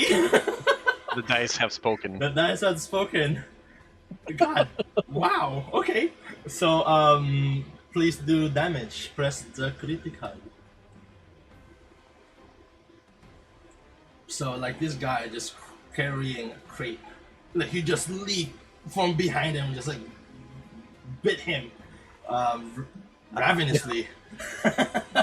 Do I bother casting my spell with it? Wait, so Hazard, did you So with spell strike, I roll my attack, and my attack also comes with a magic attack. Huh? so you strike and then there's a spell with it as a Yes. one action? Yep. For one Yeah. action? 2 actions. for two technically, actions. but it's just it's the same. Here it It's the is. same thing. I put it in the chat for you. You can click Oh. on it. Oh, okay. Thank you. System, you and bandit. Spell strike is very complex. But all it is she strikes, and if she strikes, she can make a certain there's a certain pool of spells she can do. use. Oh, I understand. That's amazing. Okay, yeah. So so the strike damage is from her. That's not what I meant to. You use a range attack? No, not even. The attack roll works for both. Oh, okay. Okay, that makes Yeah. sense. So the bite was the first bit of damage that she did, Yeah. So that would but be now she has to Yeah. deal That is a the spell. magical attack. Okay. The little bow means that it's piercing, not the. Not Oh, range. sorry, I thought it was range. Sorry.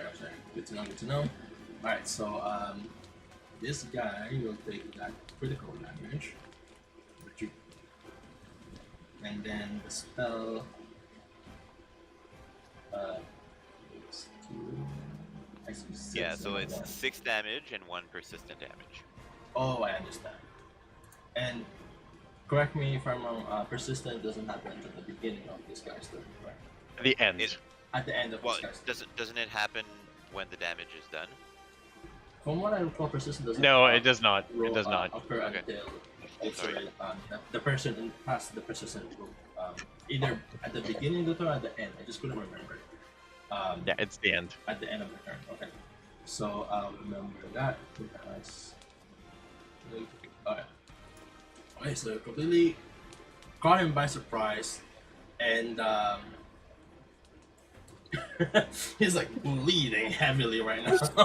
like, like drops the crate, really catch him by surprise. So you stride and did spell strike for 2 actions. Yes. Am I counting correctly? 1 action to stride and then 2 action to do spell strike. Correct. Alright. Awesome. Seeing, hearing that the like one of the bandits like did a massive like scream of pain. This person would go to where the trouble is. Stride.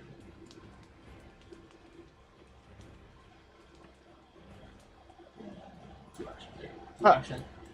And then Sorry. he would. No. Before- probably need another to really see what's happening. Yeah. Before I forget, do I still have an action left? No, you were 1 action to stride and then use 2 action to Okay. spell strike, so that's all 3. Yeah, so he just did a full action to kind of like get into the area. Reef. How high is this ledge over here? I would say like the water is like just about 3 feet below the ledge, so you can like easily Okay. climb out. Just Okay. wind speed, you should almost just swim all the way here. Yeah, no, that's what I was gonna do. I just want to know all my options, basically. So 1. I guess we do another 15 here. So how many And- different pivot points for the Magic. Hold control. So this is my 3 movements, basically. Okay. Whoa. Okay. So 3 actions to get closer. Fascinating round. Alright, so Kyle. Your turn. Alrighty.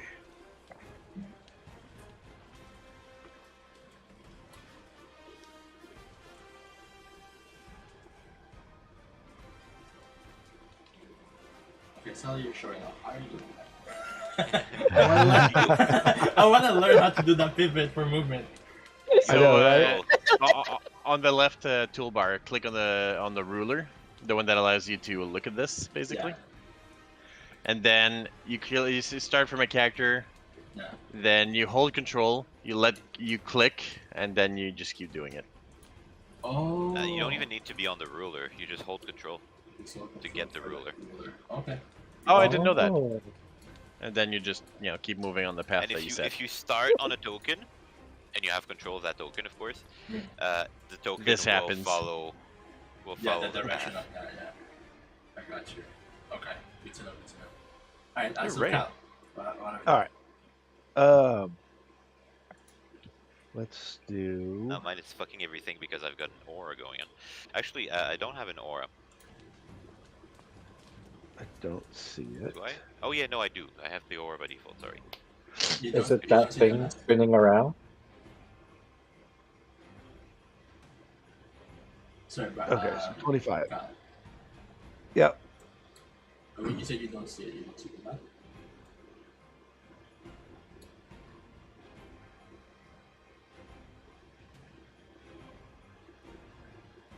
Um,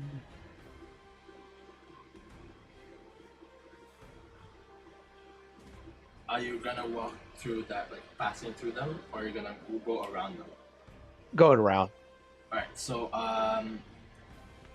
that this is like that's a going to that threshold. That's a 2 action already. You're gonna stay there. Oh, I thought that was 25. No, because you're in the yellow now, so I think you. Oh, you okay. succeeded. You moved already. Okay, so then I'd be right here, right?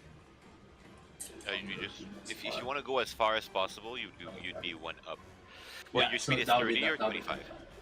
Right. Unless I tumbled through his face. I believe so, yes. I believe unless you try to tumble through this place. The basic Yeah, movement let's speed do in that. Pathfinder 2E is 25.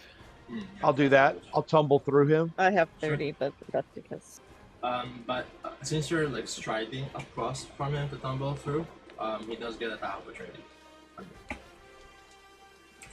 As long as he has the From skill. tumble? Yeah, because tumble says it's movement, right? Yours. You Yeah, stride. tumble is as half- tumble. So tumble Yep. tumble allows you to move through people, but you move at half your. So tumble is a movement action. You move at half your movement speed, but you can move through enemy. Oh, so in this situation, you would have used a second action to tumble through. Oh, okay. No, I'll just stay there then. Okay. To add on to what Charles said, it's only considered difficult terrain when you're moving through an opponent's square. So the rest of your movement is a normal Still speed. normal speed. Right, but I wouldn't have an extra 5 to double it up. Right. Yeah, tumble through is an Right. action on its own, so it would be a separate action to try to tumble through after you stride. Right, but Right. then I'd still have 1 action left. I didn't want to use too many actions, so I couldn't attack it. Yeah, so So- if you So decide I'll stop here. Yeah, okay, so that's 1 action to just try to go to that location to engage. Yeah. Yep. Go ahead. And then I will. Oh, so Stride. since you're passing through like from this corner to get to that corner, since you're striding Uh-huh. in this area of melee range, it would get an opportunity because you're striding through this. It's a stride. You move to this space. I thought it was just if you tried to leave the space. And if there's That's- if movement, if an opportunity is if someone did a stride there. Am I PF2 was. Sorry, Yep. I'm gonna have to go check. No, it's correct. the Yeah. wording. So it's the same for like large creatures. If you enter their range and you're just It's not- striding, Oh. then you're Then not. I would have stayed here then. Yeah, there you go. That would be a more Yeah. logistic. Yeah, if you leave any square within their range, If you use a move A action move within their action range, within their it's range, even yeah. more than that. Yeah. Okay. Oh, okay. Yeah, so that would be a good spot without triggering that opportunity. Okay. Go And I would well, one, instinctively, right? another rule lawyer aside, Hmm. attack of opportunity is a thing that most martial classes have, but not all people Not all will people, have. Yeah. Which is fair. Alright, so go So ahead. sometimes Right. you can take a chance and just say, maybe this guy doesn't have it. Right. But here we can metagame and say, the DM said he probably had it, so he probably has it. Alright, so with that Also, roll, Twitch shows it has it. we- What's that? Yes. So I'm striking him with Yes. my So rapier. so to kind of like automatically know if it's a hit or miss, just don't forget to target the creature you're aiming for. But with Oh, that roll, I'm and sorry. his AC is actually that's a critical hit. Okay. So I hit the little critical button, right? This poor That's right, dude. yeah. This poor dude just got slaughtered. Jesus Christ! The overkill. Oh my god. How do you want to do it? How do I do it, senor? This Um, giant cat in honor. Yeah. So as I come, I do a wide swing with my rapier right over Red's head, like a really wild swing straight over her, and hit the guy straight across the nose. He's like the impact really crushes And, his skull. What's Oh, God. what's left of the front of his nose drops right in front of Red Oh. as he collapses Well in, then, in his bunk. who's Souvenir. next? Souvenir. And he is gone. So you have 1 action left. 1 action left. Yes. Okay. I will then.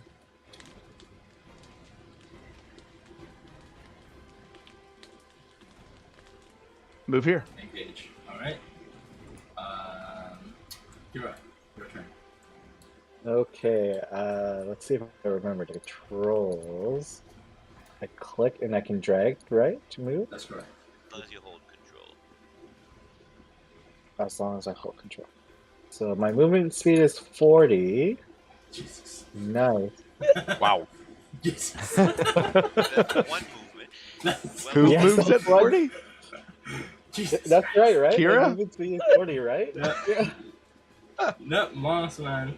Moss Uh, fast. you get. I know you get a +10 for your monk, so you're probably at 35.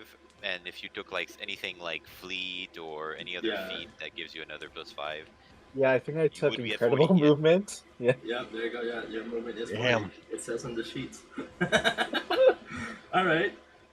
So you just went halfway through the map. No, in one 40 action. for Go a ahead. monk makes sense. I'm going to move again over here for 15. Do I have to roll anything if I'm tumbling through anyone? You're passing through a teammate. I would just say you probably like went around just to kind of like make it more sense to it. Unless you purposely want to tumble through between Cal and the band. No, we probably pirouetted together since we both Yeah. have I high guess that's true. Yeah. acrobatic. Yeah, that's true. So he probably grabbed my shield and I spun him around to that position. That's sick. That's Yeah. so sick. Okay, yeah, no, The guy's like- I will approve of that. Don't need to roll tumble through. I approve of that immediately. That was so cool. I really like that. All right. So with a little bit of acrobatic, you use his shield as kind of like a step, and like you kind of like do a windmill mid-air and land it beside this guy. Nice. Okay, I'm going to target him for my last movement. That's T. Am I targeting? Just hover over and press T.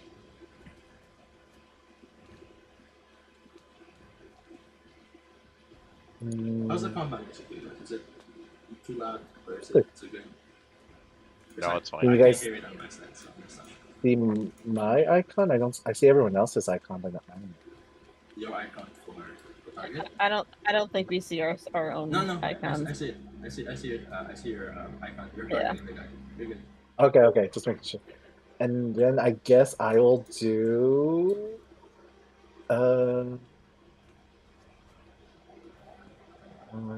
Theory of blow. That's one action. Yeah. Just murder this guy for two strikes. Go ahead. Oh my god, 2 strike for Yes. 1 move. Yeah, for one action. Yeah, That's what the monk does. that's what the monk does. You still get the multiple attack penalty though. Yeah. The first strike Okay, is okay. just normal, then the second one will be the multiple attack penalty. So you go down by one. No. Got Okay. it. So the first one hits, the second one does not. So as you kind of like leap into the air, he's kind of like confused what's going on, and you like as you land, you like boom, like try to hit him, and then as he kind of like, moves back a little bit and try to hit him a second time, you miss that one. Sorry, you were saying, Sally? Sorry, I'm pretty sure. I'm just checking right now. Yeah, Flurry of Bow are both at the same MEP. No, they're not. They're not. I think there's Apply a your clause- multiple attack penalty to the strikes normally. Right. Okay, so I damage for the That's first. good. Yeah, Just damage There there are some multi-attack Oh, yeah, okay, feats sorry. that Double Don't. slice, for example. yeah, but this one does. I'm being nosy. I apologize. That's alright. We're getting the rules better, so that's I'm good with that. Alright, so you stride, you did another stride, leaping over Cal's shield, and you did a flurry of blows on this guy, so that's all of your actions. Oh, what does this say though? Stunning fist. The target must succeed a DC foot. You have stunning fist? I do. But is that an action or like a passive? Oh, I guess it's a passive. No, yeah, stunning fist is a passive. Yeah, it's on all your flurry of blows. Stunning Oh fist my requires the target God. must succeed the DC 21. Alright. I guess I need to give him a DC. Alright. Did No, that's not good. Fail. Nope. He failed. Failure. So is that Hell yeah! Or So he is now stunned. stunned. Stunned to one. Alright, stunned one. I guess that. And stunned one is what's that? Takes away one of his actions, I believe. No, that's slowed. That's slowed, yeah. Oh, that's slowed. Because Oh no, since it is. About It is the stunned same. is how many is additive, whereas slowed is every round. So stun 1 means you lose 1 action total, and slowed would, if it were slowed, it would be every round he'd lose 1 action. Oh, okay. Alright, so I guess that's one last action then. Damn. Alright. That's 3 actions. Sully. Alright. Allow me to sudden charge into the guy. That is not what I meant to do. What's that? What the hell? Sorry, I clicked the wrong thing. Sorry, don't forget I'm, about it. I'm in auras at the moment. Trying to... Did I not delete it? No, thank you. Alright. Yeah, I'll risk the attack of opportunity Yep. to get the flank. As you're kind of like gathering, like seeing all these people kind of jumping on him, sees Charles, Sully, and he would use. Oh no, he hasn't acted yet, so he doesn't have a reaction. Yep, it's perfect. way below the initiative, or he doesn't have a reaction yet to do it. Go ahead. Now I will ask you. How do you feel about swearing in your stream? I can barely hear you, so Sorry. Yeah, How do you feel about swearing in your stream? Just not too crisp. Mild is fine. We're all adults here. I'm good with that. Just don't. Not in my town, mother flipper. I'm good with that. There you go. That works. I like that better. And that comes with a free strike, so don't mind if I do. That's right. Oh, look, a critical hit. whoa. I wanna did know not what a plus set one- this up properly. But I'm good with it. You guys are seasoned adventurers. Does he have Does he have more than 19 AC? Right now he has. No, he does not. It says critical hit, Charles. Yeah, but he said it wasn't set up properly. If it's Oh. Oh no, I basically mean it's- like the encounter, like the CR. Oh the- yeah, but is there if it's you okay. have a lot of mooks, yeah, we're going especially as a fighter, I'll probably crit hit a Yeah, lot. the monster. at It's the just whole fine. point. It's all good. Yeah. Go ahead. Go ahead. Yeah. Oh, and it's flat-footed too because you guys are flanking, so that Mhm. makes sense. Yeah. Go ahead. Give the critical Yeah. damage. Jesus Christ! What is this? Did I not tell you I perked to be a critical damage kind of guy?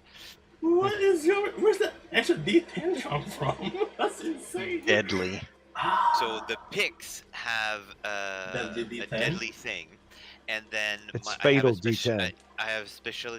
Yeah, they have deadly D10, meaning all the dice become Becomes D10, D10, yeah. and you add an extra one. Oh my Jesus god. And then I Christ. have because I'm a fighter, I took a critical specialization into the pick, which gives me a +2 to every dice I roll. It So- does not count the extra third dice, so it's just +4. Sounds good. But how would you like to finish this poor soul? Oh yeah, just a pick through the head. Probably a bit of gore. You kind of rush in after Kira did a solid hit, distracting him a little bit, and you're coming from the side, like using your pick, like I'm guessing you're using the pointed side to this guy, and you just jam it into his eye socket, and Oh, he is down. Jesus. And then after One being action like left. all cool and I'm just gonna be the most boring fighter ever and raise shield while probably taunting the other one a little bit. So, come on. I see you guys. Jesus. Alright. So seeing the brutality you guys are creating, this poor soul will try to increase his distance away from all of you, while also attacking the closest one he can see, and that would be Sully.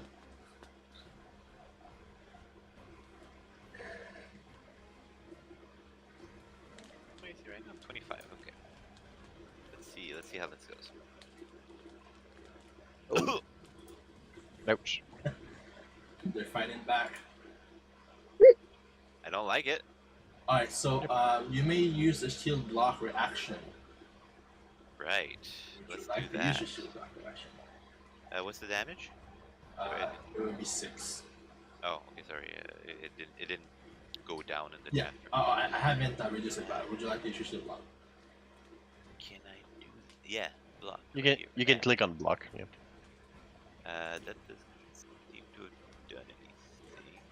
Yeah, there's a system kind of like popping up for GMs, just asking like if you want to use it, and then just press yes or no. And yeah, you just do shield block. While you usually you take a damage. Yeah, I clicked block on the thing, but it just gave me shield block. That's okay. It just gave me the description for shield block. Yeah.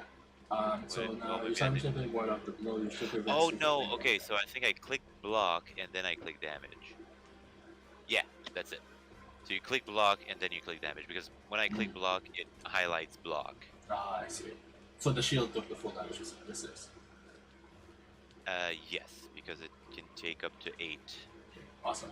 Yeah. before So taking. as this bandit kind of like runs and look back and try to shoot his crossbow on you, you swiftly block the arrow with your shield, and Nice.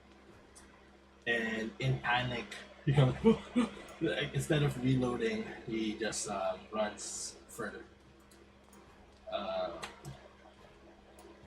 Yeah, I've seen most of our builds. We will destroy mooks if you do not add a boss with them.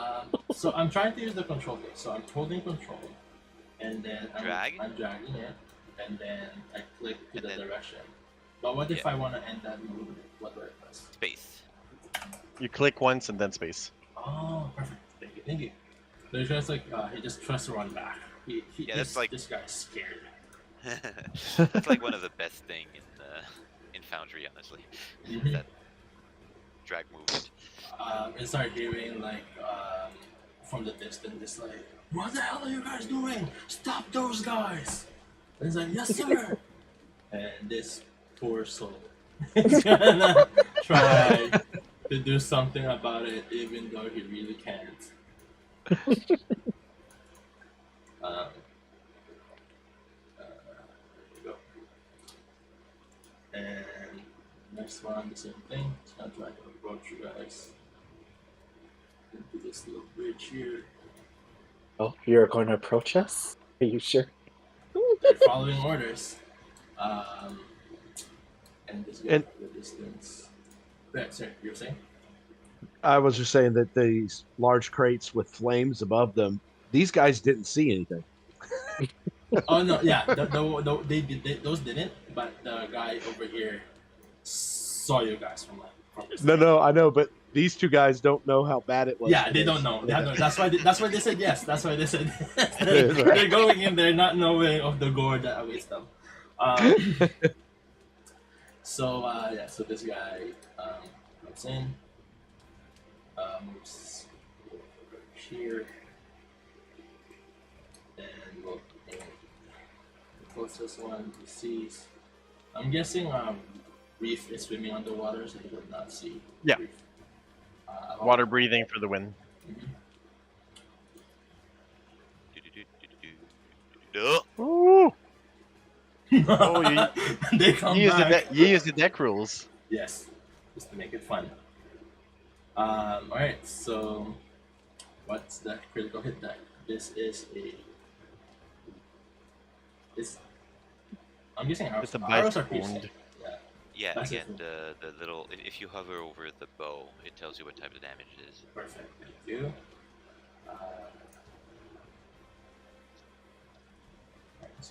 Oh yes. Thank you. Yeah, piercing. So Kira is gonna be enfeebled 1 until healed. Oh no. And enfeebled is you're physically weakened, you're always increase a value. Enfeebled equals a value. When you're enfeebled, you take status penalty equal to the condition on strength-based rolls and DCs.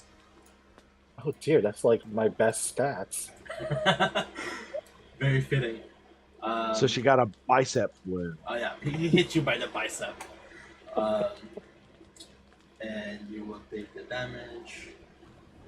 10 damage. Scary. Scary 10 damage. And that's it for all of his actions. And another one will come here. And oh, why is my map not moving? Did it freeze? Oh, there you go. Scared me for a second there. It's like another freeze. Will strike you Get another shot. Just with the focus one you can see from the corner. Oh. Oh my god. Oh my god. I swear this has never happened before. What is Well, going no, on? this is my luck. Well, at least the critical hit deck doesn't hurt too much. That's true, yeah, not so much. You Pierced drop your elbow. fist. The target drops one item it's holding. Are you holding it? Oh. Nope. I don't think so. No, you're a martial fighter. You're using your fist, right? You're not using a weapon? Yeah. Yeah. So you got Monk for the win. an arrow pierced through your bicep. Like, an arrow is piercing through your bicep, and another arrow is piercing on your elbow. It's like 2 arrows, not piercing on you. Pincushion. Jesus Christ. This isn't. I just love the This isn't a image. good look for you guys. This is such an anime image. Like the little diminutive girl just punching people's head off Yes. with two arrows like sprouting out of her Right, arm. right. Exactly. Damn it! I Alright. should have been wearing the bikini armor. They would not have hit me if I was wearing. Yeah, If that was a thing. Okay, so top of the round again. They would stand here and ready in action for 2 actions for the next round. For this one here, he gets close and sees the closest one. Unfortunately, he only sees you, Kira, because you're like right on the edge there. And Oh god! he would do 1 action to hunt prey on you. There's no token for it, isn't it? Like, or a status for hunt I prey. don't think so. Yeah. Okay, I'll just remember that. It's all here. Yeah, that's all his action. He moved twice and then he 1 action. Target frame. Red, your turn. My turn. This is gonna be a pretty boring turn. I'm gonna use 1 action to. Hold on. I think we're all gonna lose an action to get to people. I feel bad for you guys, but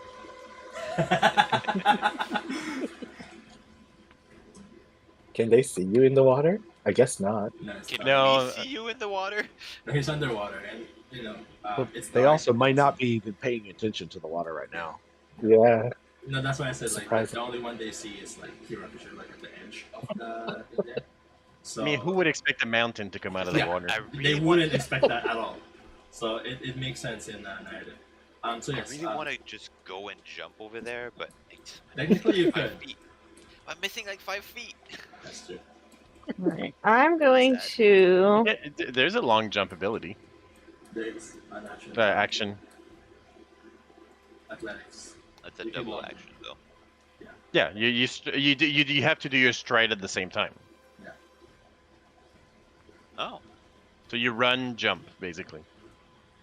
But that'll be a full action for you. Alright. To get to I think Right. what I'm gonna do is I'm going to the 1 action to strike there. use this. Ooh, what is this? Dimensional assault. Ooh. Tumble through space, making a short dimensional hop between position yourself on the map. That one is square in range. And the range of this is. Yes, it's in. It's half Half- my half speed, your which speed. is Your 15 speed. feet. Okay. Is that for 0 actions? 1 action. It's a focus. Oh, it spell, is. It is. so- I'm For just long. blind. We're good. That'll be broken if we're 0 action. Jesus. Okay, so but you it just does. It popped out. does.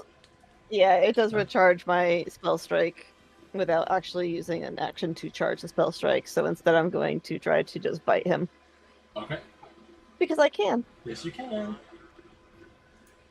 Well, if it's anything That's like last it. time, we'll be vicious. Yep. So you just leaped on him. You grabbed, took a big bite of his arm, giving him 11 damage. And did you target the right one? No, I did not. Yes. It's okay. I'll just give it to the guy. They have the same stat. There you go. Alright, so that's all 3 actions. The next one would be the person you just bit.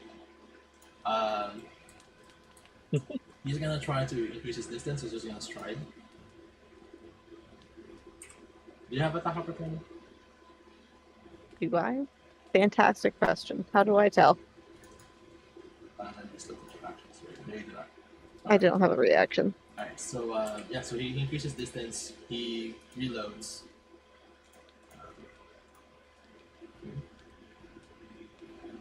Alright, the crossbow's really loaded. Sorry. So he will shoot at you instead.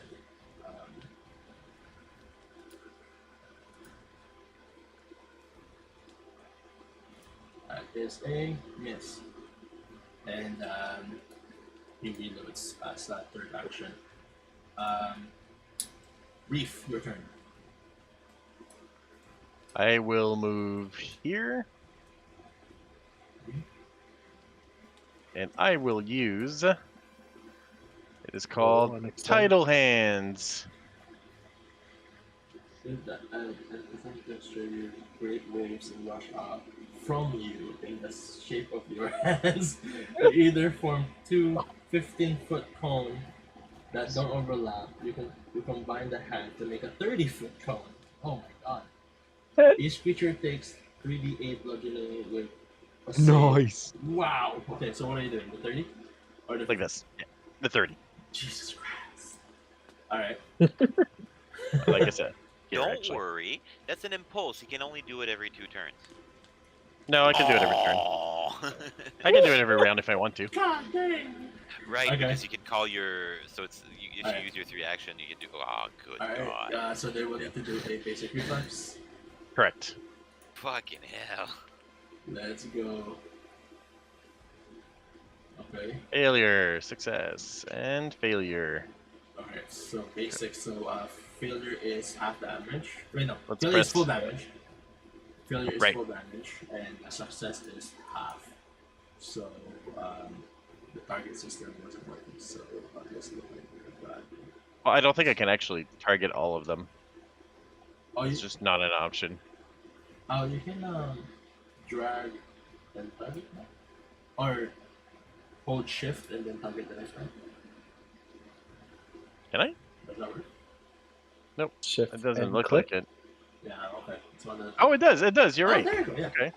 Oh. It does work. I didn't know that. The more you know. Yeah, the more we know. Alright, so I'll just do it a little bit manual. So this guy is a failure, so he will receive the full 16. damage, 16. This guy is success, so he will take half. And the last guy takes full. And also because I have the impulse junction, those that failed get pushed back 5 feet as well. Oh, okay. Yeah. Full damage. Half damage. Then full damage. Right. Sure. The failure gets pushed back 5 feet. Yes. Hang on a sec. I just need to reread something real quick, but I'm pretty sure that's the case.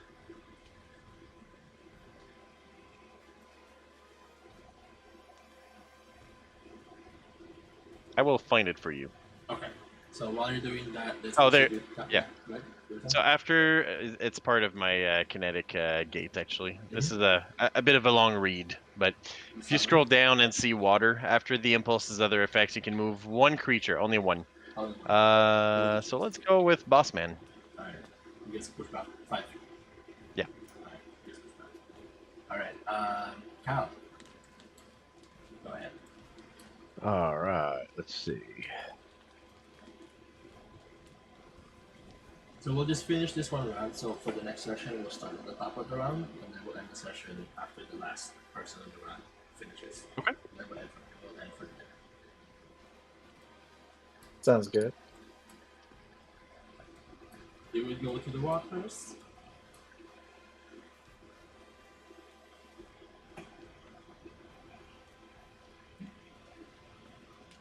So I'd use 2 moves, Mhm.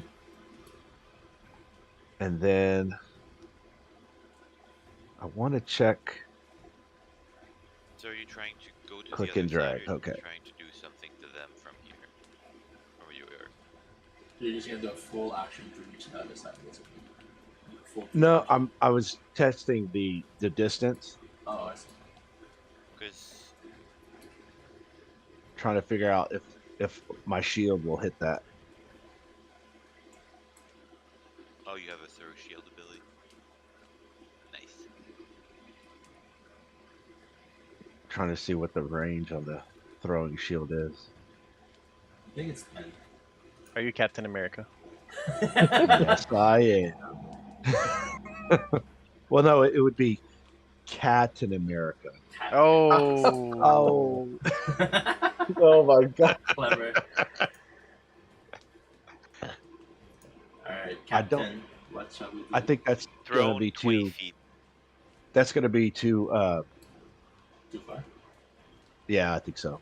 You can reach this guy. So I will. No, That the range is leap. only 15, isn't it? That leap. Yeah. What is that leap?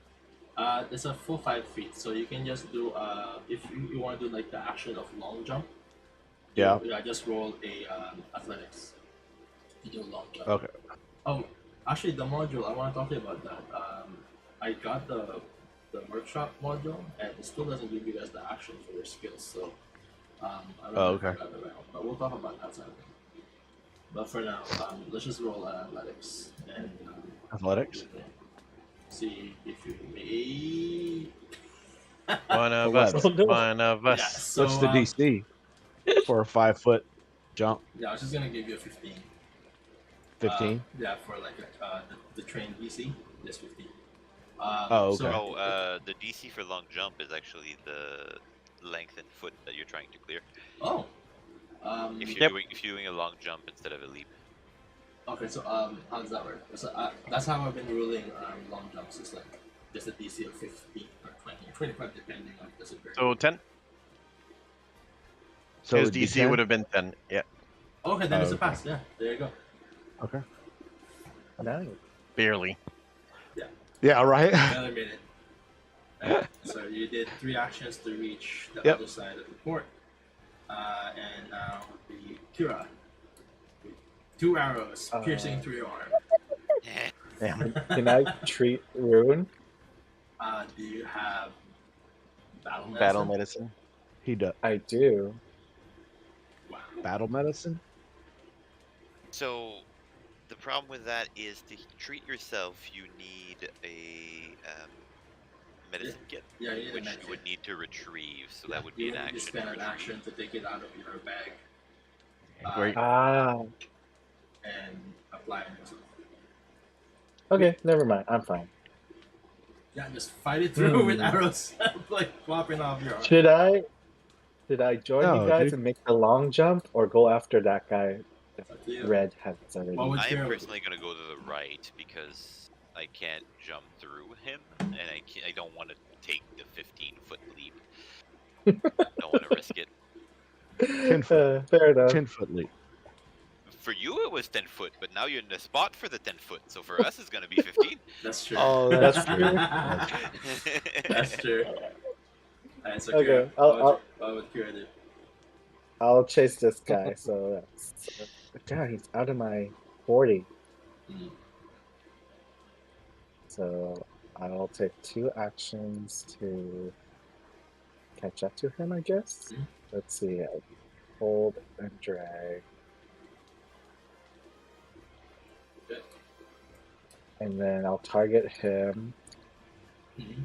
and use the 1 action Fury of Blows again, because that was Yep. pretty cool. That's basically what monks do. You just flurry every round. That's pretty much it. Which is crazy. I mean, 2 strikes for 1 action, Yeah. that's pretty First good. strike hits. Second strike. Jesus. Alright, Yes! give me damage for both. Damage, damage. They both get to do stunned.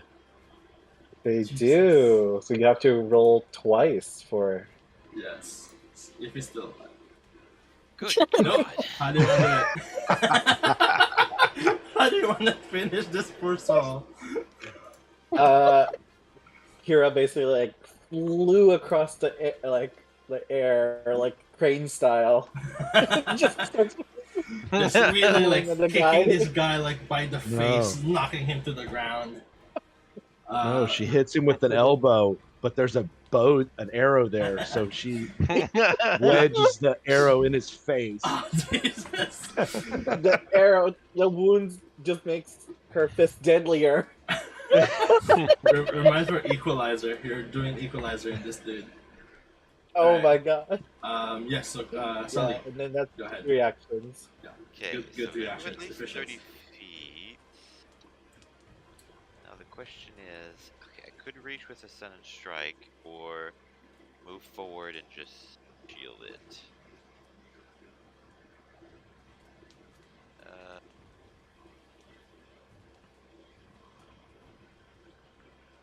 Yeah, let's just set in charge. Yeehaw. Who shall you target? Let's target Yeah. the middle one, because he's the only Yeah, you should have lined up on the not middle one, because now all three of them can hit you. fine. He's a brave lad. Yeah, braggart. He has a very good point. I will change my Just press Control Z. You should be able to go back. there we go. I will stand here and be the very boring fighter that I am. So 2 strides and And windshield. raise the shield. Alright, 2 strides and windshield. This guy who you are not attacking anymore looks back at you. I'm sure the one like you see immediately as he rotated. And he loaded. Nope. He uses one action to load his crossbow and he shoots at you. That is a miss. And he runs back a bit further, just scared of like what's happened in this particular area where there's 2 oblivious men he does not know. People getting their He face saw His- a fox his- girl yeah, hit his friend, Yeah, a flying they woman. just have no idea what's coming to them. Alright, full soul number 1 rushes in. Poor soul number 1. Ooh, if he goes there, I get an attack of opportunity. You're right. Do it. Do it. He will Ah, immediately that's attack you bad. beforehand. Just walk straight into the. That's true. Where is his weapon? What's that? Hopefully in his hands. Yes. Just like look at the button. Just do- And then a second strike. Attempting a second strike on you after one strike. Nope. Critical miss. You just like maneuverly, like really blocking this. There's a very visible difference in skill between the 2 of you as you block all of this. Are we attack. gonna get a critical miss Died. card? The cards only pop up if they roll a natural 1 or natural. Oh, it's just on naturals. Yeah, Okay. only a natural. All right. Porcel number 2. No, their AC is so low that we got like critical hits just because we have so much more to Yeah. hit. The 10 range. Yeah, the Right. card was there because there's actually natural 20s that occurred, which never happened before. Alright, first miss, and the second attack is a natural 1. Oh, And card! there it is, there's the card. Alright, so that is a melee. He is slowed 1. Oof. Magnificent. It's probably not gonna matter. There's those 2 crazy ladies coming for them. Oh, also, I forgot to take note. Kira had the enfeebled condition, so you wouldn't have attacked that guy.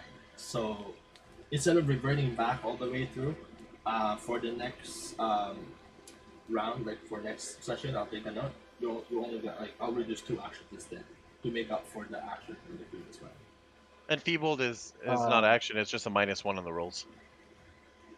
Oh, Which is already applied because she has the condition already. Yeah. So oh, it I did- was it thinking was about the applied. guy that He stunned him. you stunned. Who? Okay, I'm mixing Who? the effect. Who, puddle of blood over here? Puddle of blood 1. Yes. Anyway, so he is Slowed one. There you go. All right. Cool. I'm sorry. Is that bear on fire? He is. Now he notices. You just. Yeah, but we will get Sorry. there. I should get closer. So he missed twice and critically missed in the second one. Next person here. Seeing you kind of like getting close. Kyle, he keep his distance. He kind of push back. Oh yeah, and my rapier glows with divine Highlight. Yep. light. Yeah. Okay. Sounds good. And of course, with the rain, gushing of water coming out, they know that you're there now. Reef. That's kind of hard to miss. Yeah. Natural phenomenon. Yeah. So he kind of like moves back. I'm still slightly submerged, by the way. Yeah, that's okay. So he will just attack the one that he clearly can see, which will be. I'm the beacon. Yes, you're the beacon. Oh my god. All right, that's a hit. Just barely. Doing 7 damage. Barely scratching. Wow! He barely scratched you at all. He moved, he strike, and then he's gonna reload for the last action. And then last man of the count Champion, isn't he? of the initiative count. Second person range. Come at me, bro. He moves back. He reloads and strikes you.